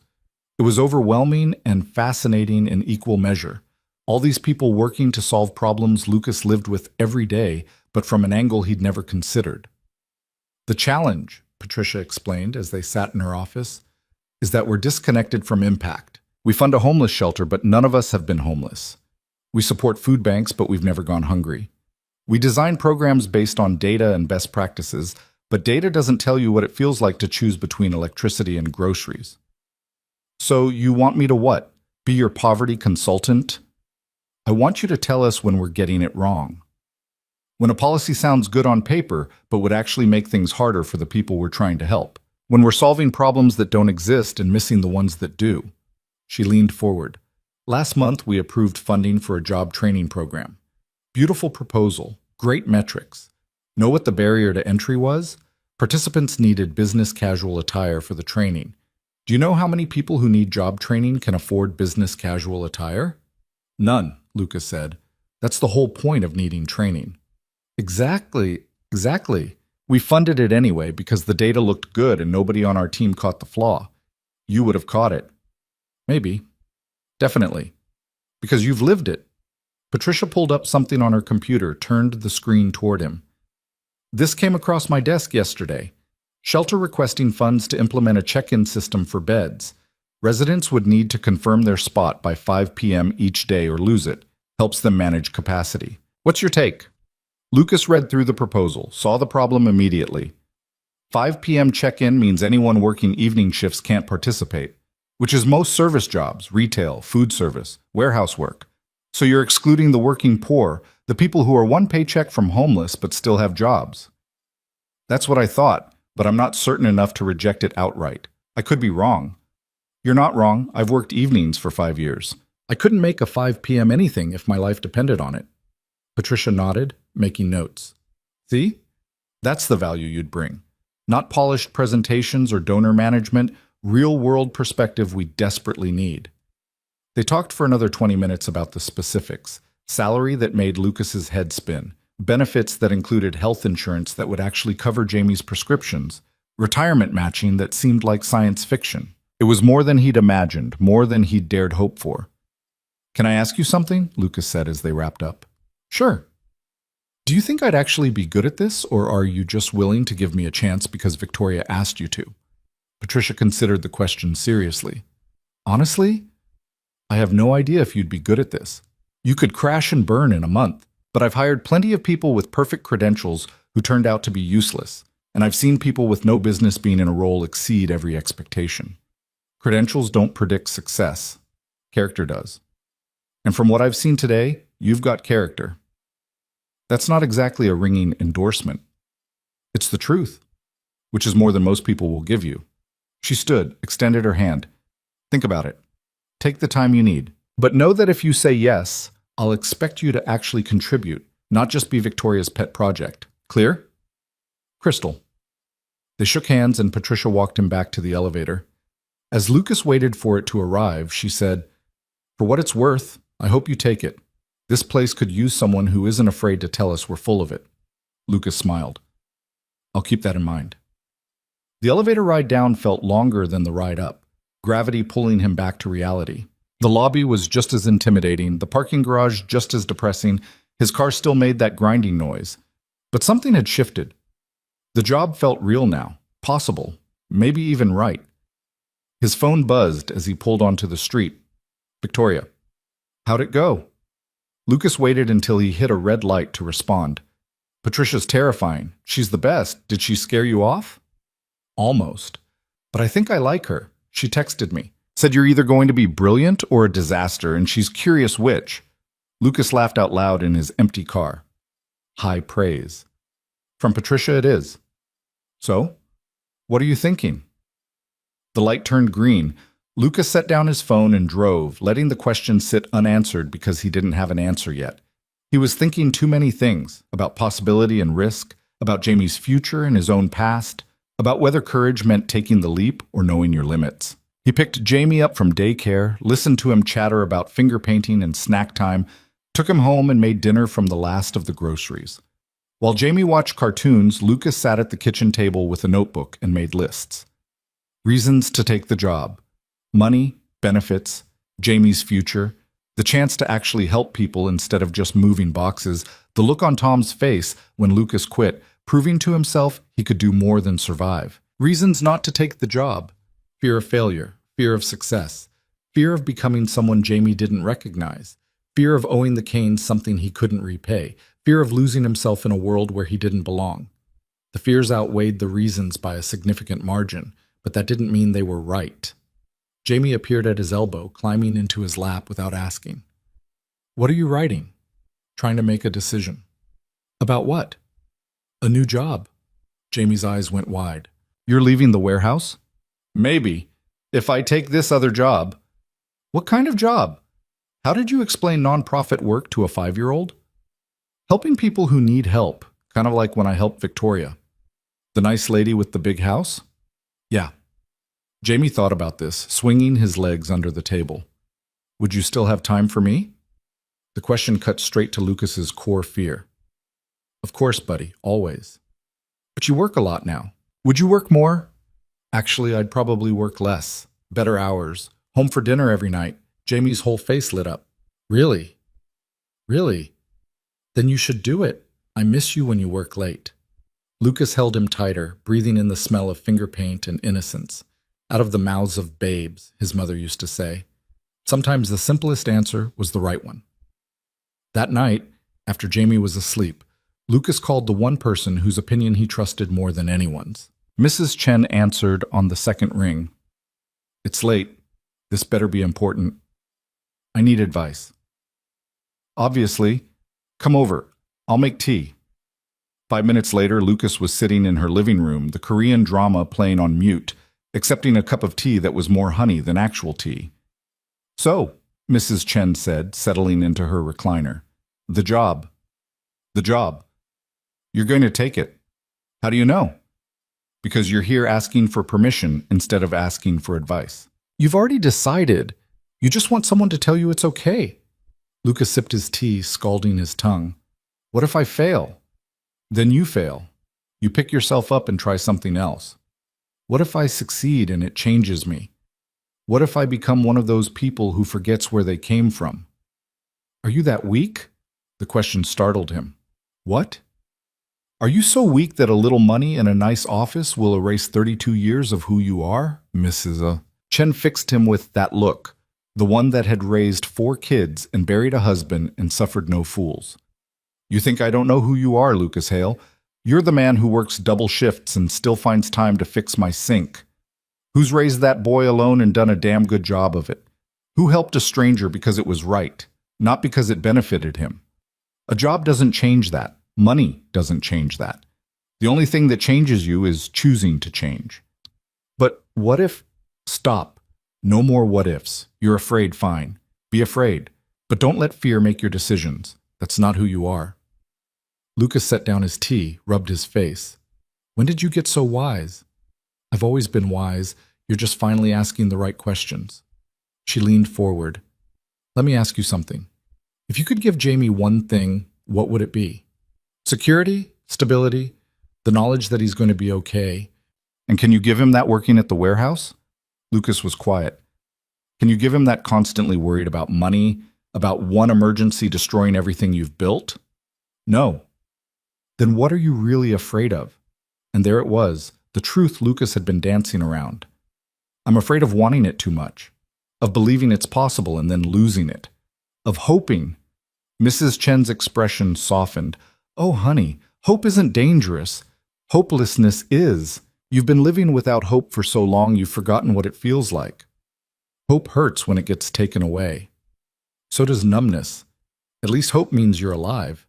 She stood, walked to her bookshelf, pulled down a photo album, flipped through it until she found what she wanted, a picture of a young couple, her and her husband, standing in front of a small grocery store. When we came here, we had nothing. No money, no English, no connections. My husband wanted to open a store. Everyone said it was stupid. We'd fail. Immigrants didn't succeed in this neighborhood. But we hoped anyway. And you know what? We did fail. The first store went bankrupt in 8 months. I didn't know that. Because we tried again. Opened a second store, smaller, smarter. That one lasted 2 years before a chain moved in and undercut us. But we kept hoping, kept trying. The third store, that one worked. We ran it for 30 years before we sold it. Put all 4 kids through college on the profits. She closed the album. Hope isn't about guarantees, Lucas. It's about believing you deserve a chance to try. Do you believe that? Lucas looked at the photo, at the young couple who'd risked everything on possibility. I want to. Then that's enough. Want leads to belief. Belief leads to action. She handed him the album. Take the job. Give Jamie the future you want for him. Give yourself permission to succeed. And if it goes sideways, well, I'll still be here making you tea and telling you to stop being an idiot. Lucas laughed despite the tightness in his chest. Deal. He stayed another hour looking through photos, hearing stories about her husband's stubbornness and her own quiet strength. By the time he left, the decision felt less like a risk and more like an inevitability. Back in his apartment, Lucas pulled out his phone and texted Victoria, "I want to see Sophie." The response took 5 minutes. Why? Because if I'm going to work for your family's foundation, I need to understand what we're fighting for. And because I think you need to remember too. Another long pause. Then, "She has a supervised visit Saturday at 2, my parents' house. You can come if you want. I'll be there." Lucas set down his phone and sat in the darkness, listening to Jamie's soft breathing from the next room. Saturday was 4 days away. 4 days to prepare himself for officially accepting a job he wasn't qualified for stepping into a world he didn't understand, for betting everything on the possibility that he could be more than he'd allowed himself to imagine. It was terrifying. It was necessary. And for the first time, Lucas thought it might actually work. The week crawled by in a strange limo. Lucas went to work at the warehouse, but his mind was elsewhere, calculating notice periods and wondering how to tell Tom he was leaving. He picked up Jamie from daycare and saw his son differently now, not just as the kid who needed him, but as the kid who deserved more than Lucas could currently provide. Tom cornered him Thursday afternoon, after a morning where Lucas had been going through the motions without really engaging. "You're leaving," Tom said. Not a question. "How'd you know?" "You've got that look." "Same look Martinez had before he quit for that construction gig." Tom crossed his arms. "Better offer?" "Yeah, significantly better." "Good for you, Hale. You deserve it." He actually sounded sincere. 2 weeks' notice? "If that works." "It'll have to. You're not irreplaceable, but you're reliable. That counts for something." Tom stuck out his hand. "No hard feelings." Lucas shook it, surprised by the genuine warmth. "Thanks for taking a chance on me when I needed it." "You earned your keep. Now, go earn more somewhere else." Friday night, Lucas sat Jamie down for a serious talk. "Remember how I said I might get a new job?" Jamie nodded, suddenly serious in that way kids got when they sensed big news. "I'm going to take it, which means some things are going to change." "Bad changes?" "Good changes. I'll be home more. We'll have more money for things like new shoes and actually fixing the car. Maybe even saving up for that dog you want." Jamie's eyes went huge. "Really? A real dog?" "Eventually. Not right away. But it's possible now. Because of the nice lady. Because of the opportunity she gave us, yeah." Jamie processed this, chewing his bottom lip. "Will we still live here?" Lucas looked around their cramped apartment at the water-stained ceiling and the radiator that clanked and the walls so thin you could hear Mrs. Chen's television. "For now. But maybe someday we'll find somewhere with a yard." "For the dog?" "For the dog." Jamie launched himself into Lucas's arms, hugging tight. "I think this is good changes, Dad." "Yeah, buddy, me too." Saturday morning arrived cold and clear. Lucas dressed Jamie in his best clothes, a button-down that was getting too small, and khakis that were rolled at the ankle because he'd grown since Lucas bought them. Lucas wore the same outfit he'd worn to the foundation, freshly washed and ironed. "Where are we going?" Jamie asked for the 10th time. "To visit Victoria. Remember her? The nice lady with the big house." "That's the one. She has a daughter about your age. Well, a little older. 7. What's her name?" "Sophie." "Is she nice?" "I hope so." The drive to the Kane estate felt different this time. Less intimidating, more familiar. The gate opened without Lucas needing to announce himself, Monica waiting at the front entrance with a smile. "Mr. Hale? Jamie, good to see you again." "Thanks for having us." "Of course. They're in the garden. I'll show you." The garden was extensive, a maze of paths and flower beds and perfectly manicured hedges. In the center, near a fountain, Victoria sat on a bench with a little girl, dark curly hair, Victoria's eyes, wearing a blue dress and sneakers that lit up when she walked. Sophie saw them first, looking up at her mother questioningly. Victoria said something Lucas couldn't hear, and Sophie nodded, shy. "Lucas," Victoria said, standing, "thank you for coming. Sophie, this is the friend I told you about, Mr. Hale, and this is his son, Jamie." Sophie gave a small wave. Jamie waved back, equally shy. "Hi," Sophie said quietly. "Hi," Jamie echoed. The adults stood there awkwardly until Sophie took charge with the direct pragmatism of children. "Want to see the koi pond?" she asked Jamie. Jamie looked at Lucas for permission. Lucas nodded. Stay where we can see you. The kids wandered off, not quite together, but not quite separate, finding that tentative space where children become friends. Victoria and Lucas sat on the bench watching them. She's beautiful, Lucas said. She looks like her father. Victoria said it without emotion, just fact. Which makes it harder sometimes, but then she smiles and she's all mine. How often do you see her? Twice a week, supervised. My mother or father has to be present.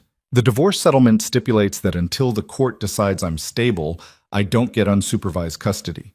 That's not fair. Fair doesn't matter in family court. What matters is what you can prove, and Damien's lawyers are very good at making me look unstable. She watched Sophie point out fish to Jamie, both kids kneeling by the pond. I disappeared for 3 days. That's on record now. Doesn't matter that I was running from him. Doesn't matter that I was scared. I abandoned my child. Therefore, I'm unfit. You didn't abandon her. You were trying to protect yourself so you could be there for her. Try explaining that to a judge. Victoria's voice was tight. Every decision I make gets scrutinized. Every choice questioned. I got a job offer last month. Legitimate position, good company. Know what Damien's lawyers argued? That working full-time would take time away from Sophie, proving I prioritize career over motherhood. I don't work. I'm unstable and dependent. I do work. I'm neglectful. There's no winning. So what do? I work for the family foundation. Volunteer technically, since taking a salary would be used against me. I see my daughter twice a week for 2 hours under supervision. I go to therapy 3 times a week to prove I'm addressing my mental health. I attend co-parenting classes even though Damien never shows up. And I hope that eventually some judge will see that I'm trying and give me a real chance. Lucas watched Sophie help Jamie identify different fish, their initial shyness evaporating into easy conversation. She seems happy. She is. My parents love her, give her everything she could want, everything except her mother full-time. Does she understand what's happening? She thinks Mommy and Daddy are taking a break, that I'm living with Grandma and Grandpa for a while. She doesn't know about the court battles, or the custody evaluations, or the fact that her father is systematically destroying any chance I have of being a real parent to her. Victoria's hands clenched in her lap. Sorry, I shouldn't dump all this on you. You're not dumping, I asked. They sat in silence for a moment, watching the kids. Jamie was explaining something with elaborate hand gestures. Sophie was laughing. This is why I need you at the foundation, Victoria said quietly. Because you understand what it's like when the system fails you, when doing everything right still isn't enough. When people with power and money can manipulate circumstances until the truth doesn't matter anymore. I don't have experience with custody battles, but you have experience fighting for your kid with nothing but determination. That's what we need. People who understand that sometimes the right thing isn't the easy thing, isn't even the logical thing. It's just the necessary thing. Lucas thought about the morning he'd helped her, about choosing to miss work and risk his job because it was necessary, about all the times he'd chosen Jamie over everything else, even when it cost him. Okay, he said. Victoria looked at him. Okay? I'll take the job, on one condition. Name it. You let me help you get your daughter back. Victoria's eyes welled up. Lucas, you can't. This isn't your fight. No, it's not. But I'm making it my fight. Because you're right. The system is broken.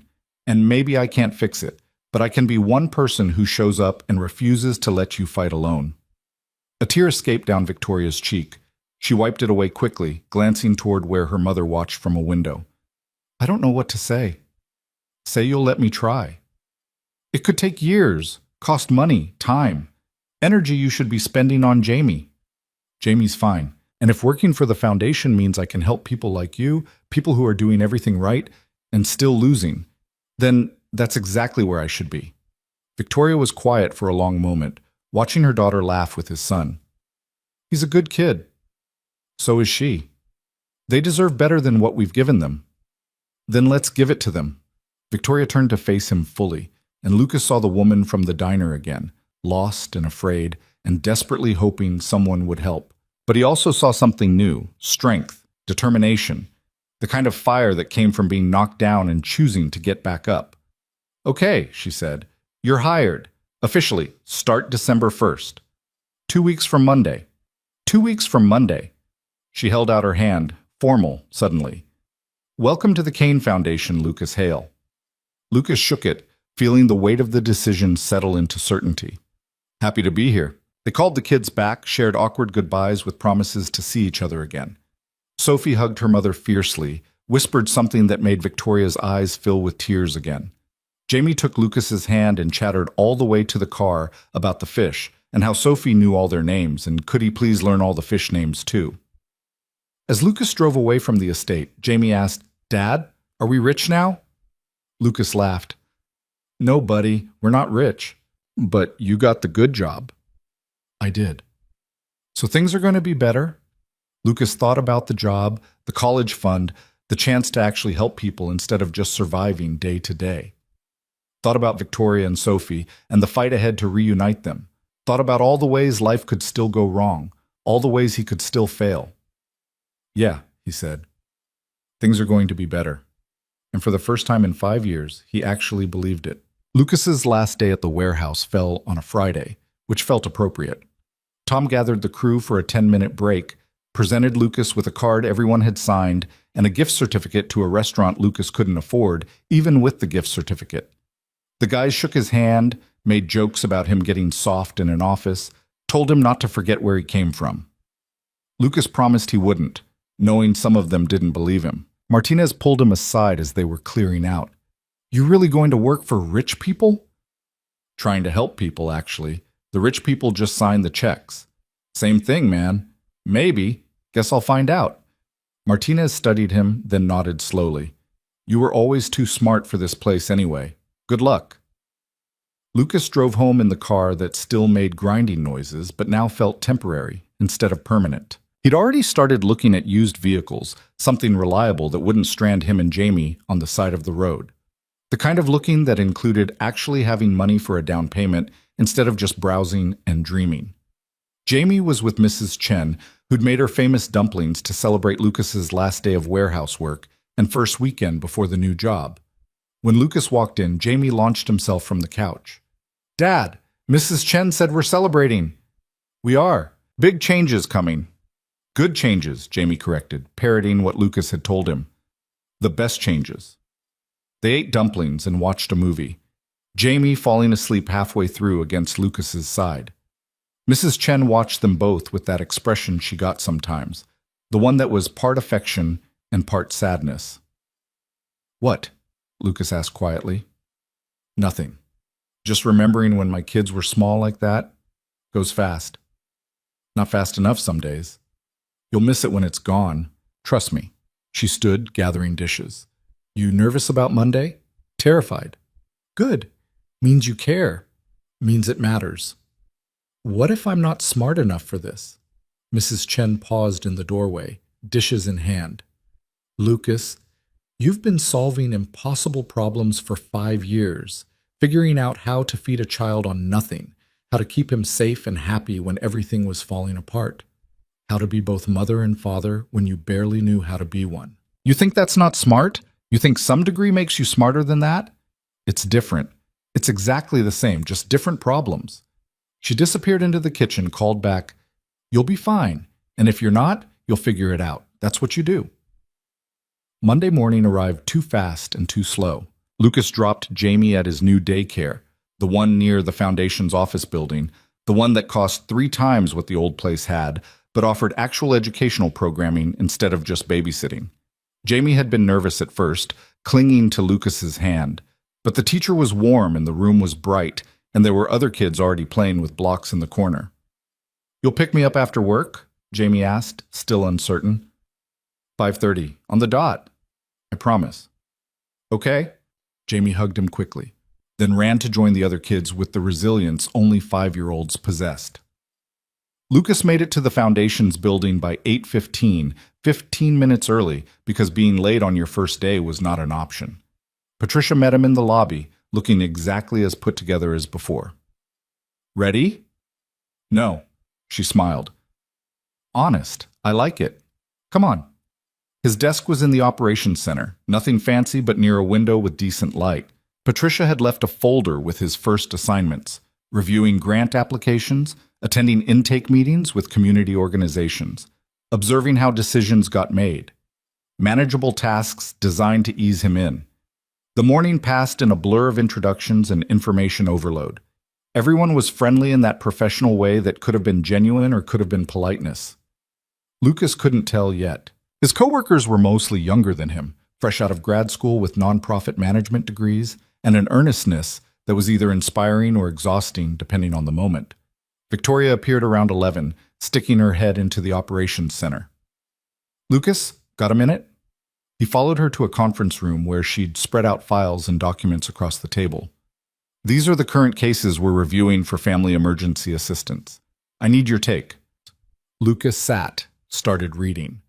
Single mother requesting help with utility bills after her hours got cut. Father needing car repairs to get to work after an accident. Family facing eviction because medical bills from their kid's surgery had drained their savings.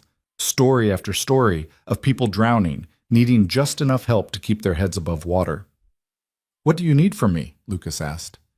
"Tell me which ones are real and which ones are scams." "You think people are scamming you?"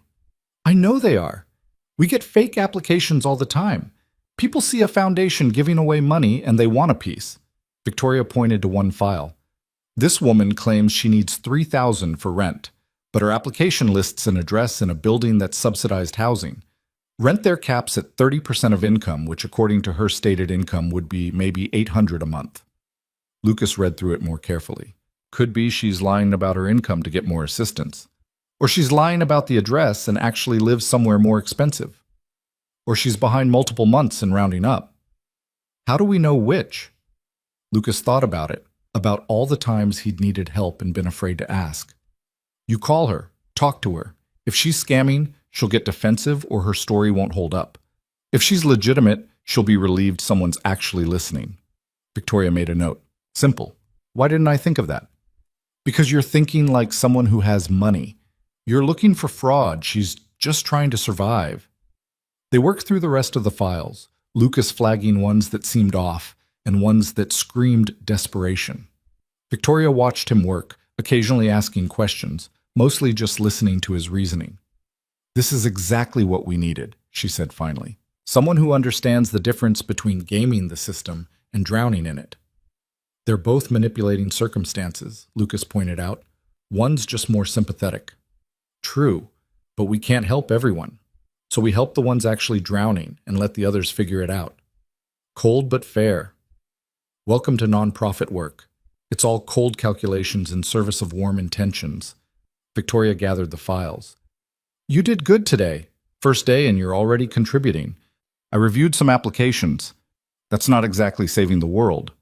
It's keeping resources going to people who actually need them instead of people who just want them. That matters. After she left, Lucas sat in the conference room for a moment, letting the reality settle. This was his job now, reviewing files, making decisions, trying to help people he'd never meet but whose struggles he understood intimately. It felt important. It felt overwhelming. It felt like maybe, possibly, he could actually do this. The weeks fell into a rhythm that felt foreign at first, then gradually normal. Lucas would drop Jamie at daycare, work until 5, pick him up, and actually have energy left for dinner and homework and bedtime stories. The weekend shifts disappeared. The constant exhaustion started lifting. His bank account, for the first time in 5 years, had a positive balance that didn't immediately evaporate. He bought Jamie new shoes, good ones, from an actual shoe store instead of the discount rack. Watched his son's face light up when they fit perfectly, when Lucas said yes instead of we'll see.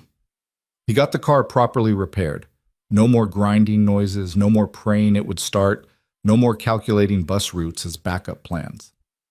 He took Mrs. Chen out to dinner at the restaurant from the gift certificate, insisted on paying even though she protested. They talked about her husband, about her kids, about the future Lucas was building instead of the survival he'd been managing. You look different, she said over dessert. How? Less tired, less afraid. Like you remember what hope feels like. Lucas thought about that. Yeah, I guess I do. But not everything was smooth.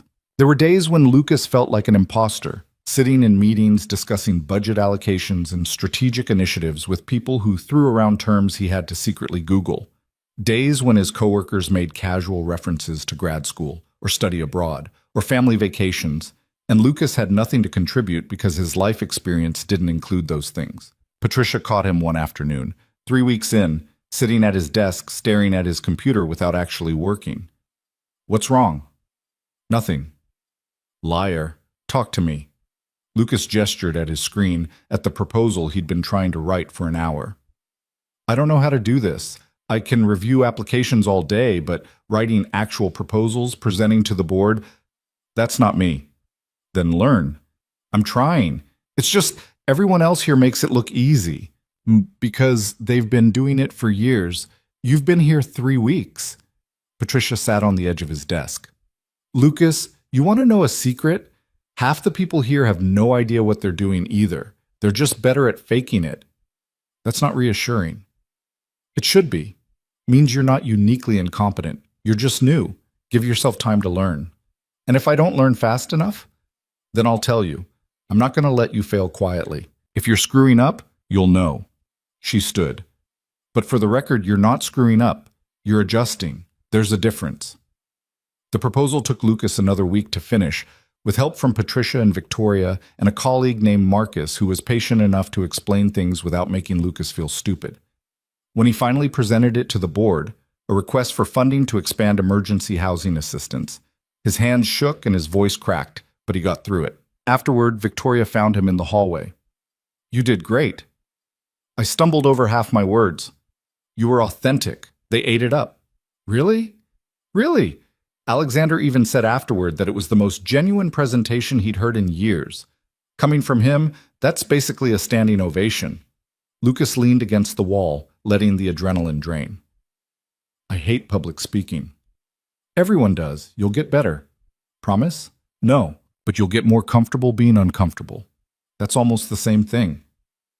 December became January. The holidays passed in a blur of Jamie's excitement over gifts they could actually afford, over a real Christmas tree instead of the sad plastic one from the thrift store, over new traditions forming in the spaces where struggle used to live. Victoria's custody battle dragged on. Lucas attended court proceedings when he could, sat in the gallery, and watched lawyers argue over supervised visits and parenting time, and whether a woman who'd fled her abusive husband deserved to be punished for prioritizing her safety. The judge was cold, methodical, unconvinced by emotion, and focused on procedure. After one particularly brutal hearing where Victoria's lawyer got demolished on a technicality, Lucas found her crying in the courthouse bathroom hallway. "I'm going to lose her," Victoria said. "Damien's going to win, and I'm going to lose my daughter." "You're not going to lose her. You don't know that." "I know you're fighting.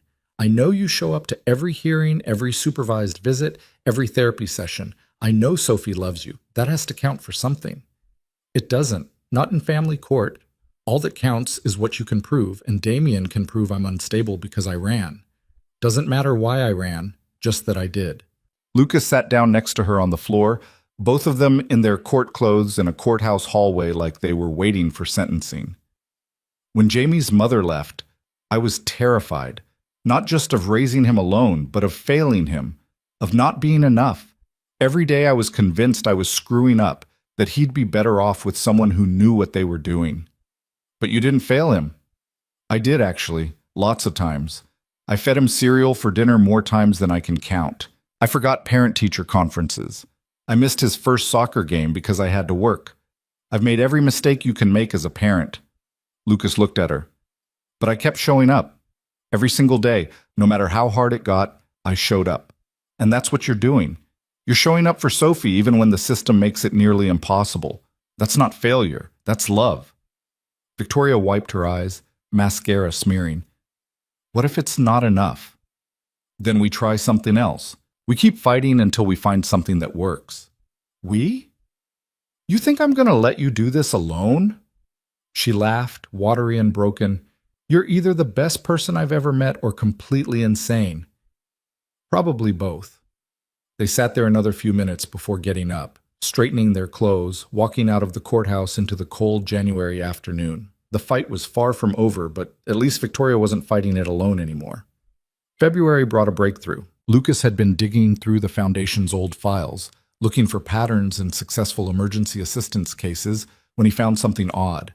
A series of applications from 5 years ago, all approved, all for families in crisis. Nothing unusual except that one of the approving signatures was from Damien Kane, Victoria's husband, back when he'd briefly worked for the foundation before moving to finance. Lucas pulled up the case files, started cross-referencing addresses and names. Half of them were fraudulent. Fake families, fake crises, money disappearing into accounts that traced back to shell companies. He brought it to Patricia first, then Victoria, then the foundation's lawyer. "This is embezzlement," the lawyer said, looking at Lucas's documentation. "If we can prove Damien knew these were fake, we can bring criminal charges." "Can we prove it?" Victoria asked. "Maybe. These applications are suspiciously well crafted. Someone who didn't know the system wouldn't have known which buttons to push for automatic approval. Someone on the inside would." "So we investigate," Lucas said. "We build the case, and we use it." "Use it how?" Victoria looked between them. The lawyer smiled grimly. "Leverage. In your custody case. Damien wants to paint you as unstable? Fine. We paint him as a criminal. See which story the judge believes." It took 3 months to build the case properly. 3 months of Lucas working late nights, tracking down old files, interviewing former colleagues who remembered Damien's time at the foundation.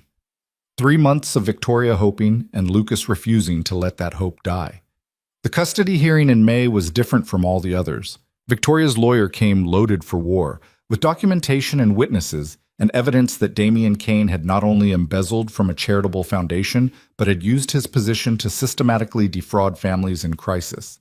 Damien's lawyers scrambled, objected, tried to claim the evidence was inadmissible. But the judge was listening now, really listening, in a way she hadn't before. "Mr. Kane," the judge said during cross-examination, "did you or did you not approve these fraudulent applications while employed at Kane Foundation?" Those were mistakes, errors in judgment. 15 errors, all coincidentally leading to money in accounts you controlled? "I was young. I didn't understand the protocols. But you understood them well enough to circumvent multiple safety checks."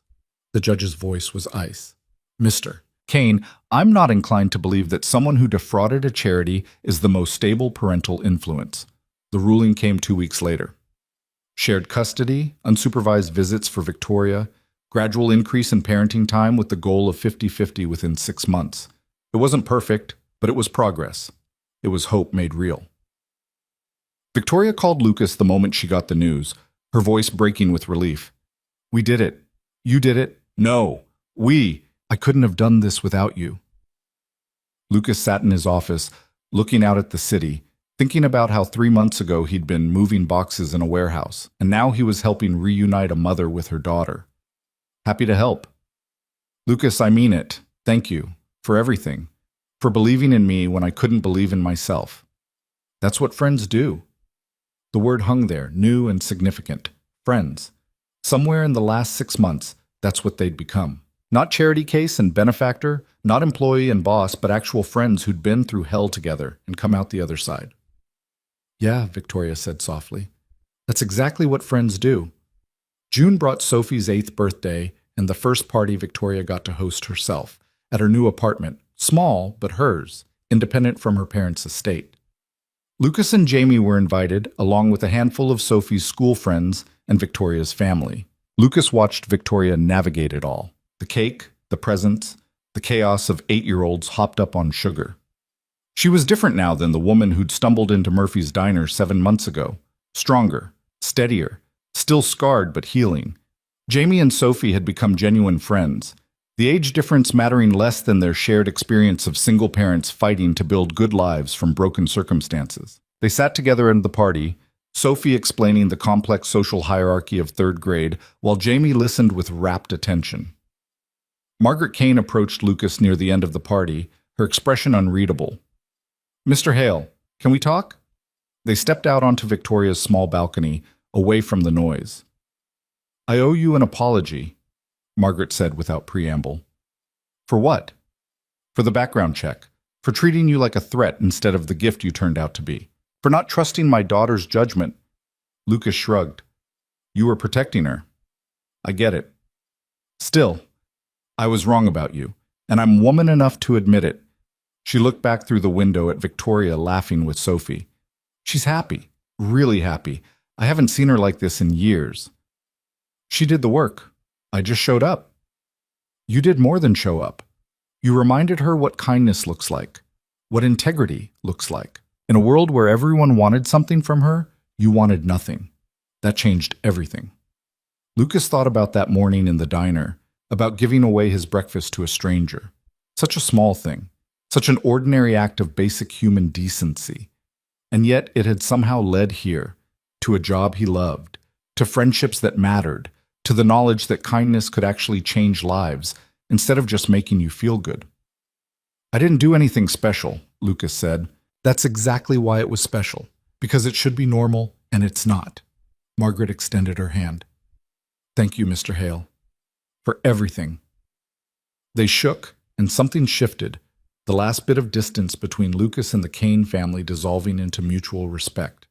The party wound down. Parents collected their sugar-crashed kids.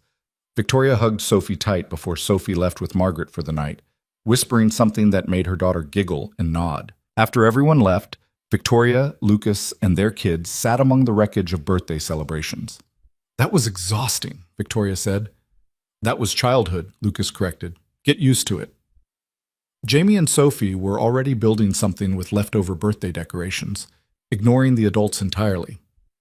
Can I ask you something? Victoria said. Sure. Why did you really help me that morning? The truth. Lucas thought about it, about the real answer underneath all the things he'd said before. Because I knew what it felt like to be invisible, to need help and have everyone look through you like you don't exist, and I didn't want to be one of those people who looks away. That simple? That simple. Victoria was quiet for a moment. You know what I've learned in the last 7 months? What? That the smallest acts of kindness ripple out in ways we can't imagine. You gave me a meal, just breakfast. But that meal led to safety, which led to healing, which led to getting my daughter back. One moment of compassion changed everything. Lucas looked at Jamie, at the life they were building, at the future that had seemed impossible 7 months ago. It changed everything for me too. Good. You deserved a change. So did you. They sat in comfortable silence watching their kids play, both of them understanding that some friendships were forged in crisis and tempered by time, becoming something stronger than either person could have built alone. Lucas's phone buzzed. Mrs. Chen. You coming home, or did those rich people adopt you? He smiled and texted back. On my way. Save me some dinner. We should go, Lucas said to Jamie. Do we have to? School tomorrow, and Mrs. Chen made dumplings. That got Jamie moving. He hugged Sophie goodbye, promised to see her soon, then took Lucas's hand. At the door, Victoria stopped them. Lucas, same time next week? I'm thinking of starting a program to train community advocates, people who've lived through the system and can help others navigate it. I want your input. I'll be there. Bring ideas. I'll bring better than ideas. I'll bring coffee. She laughed. Deal. Walking to the car, Jamie looked up at Lucas. Dad, are we happy now? The question caught Lucas off guard. What do you mean? Before you were always tired and worried, but now you smile more. So are we happy? Lucas thought about it. About the job, the friends, the stability they'd built.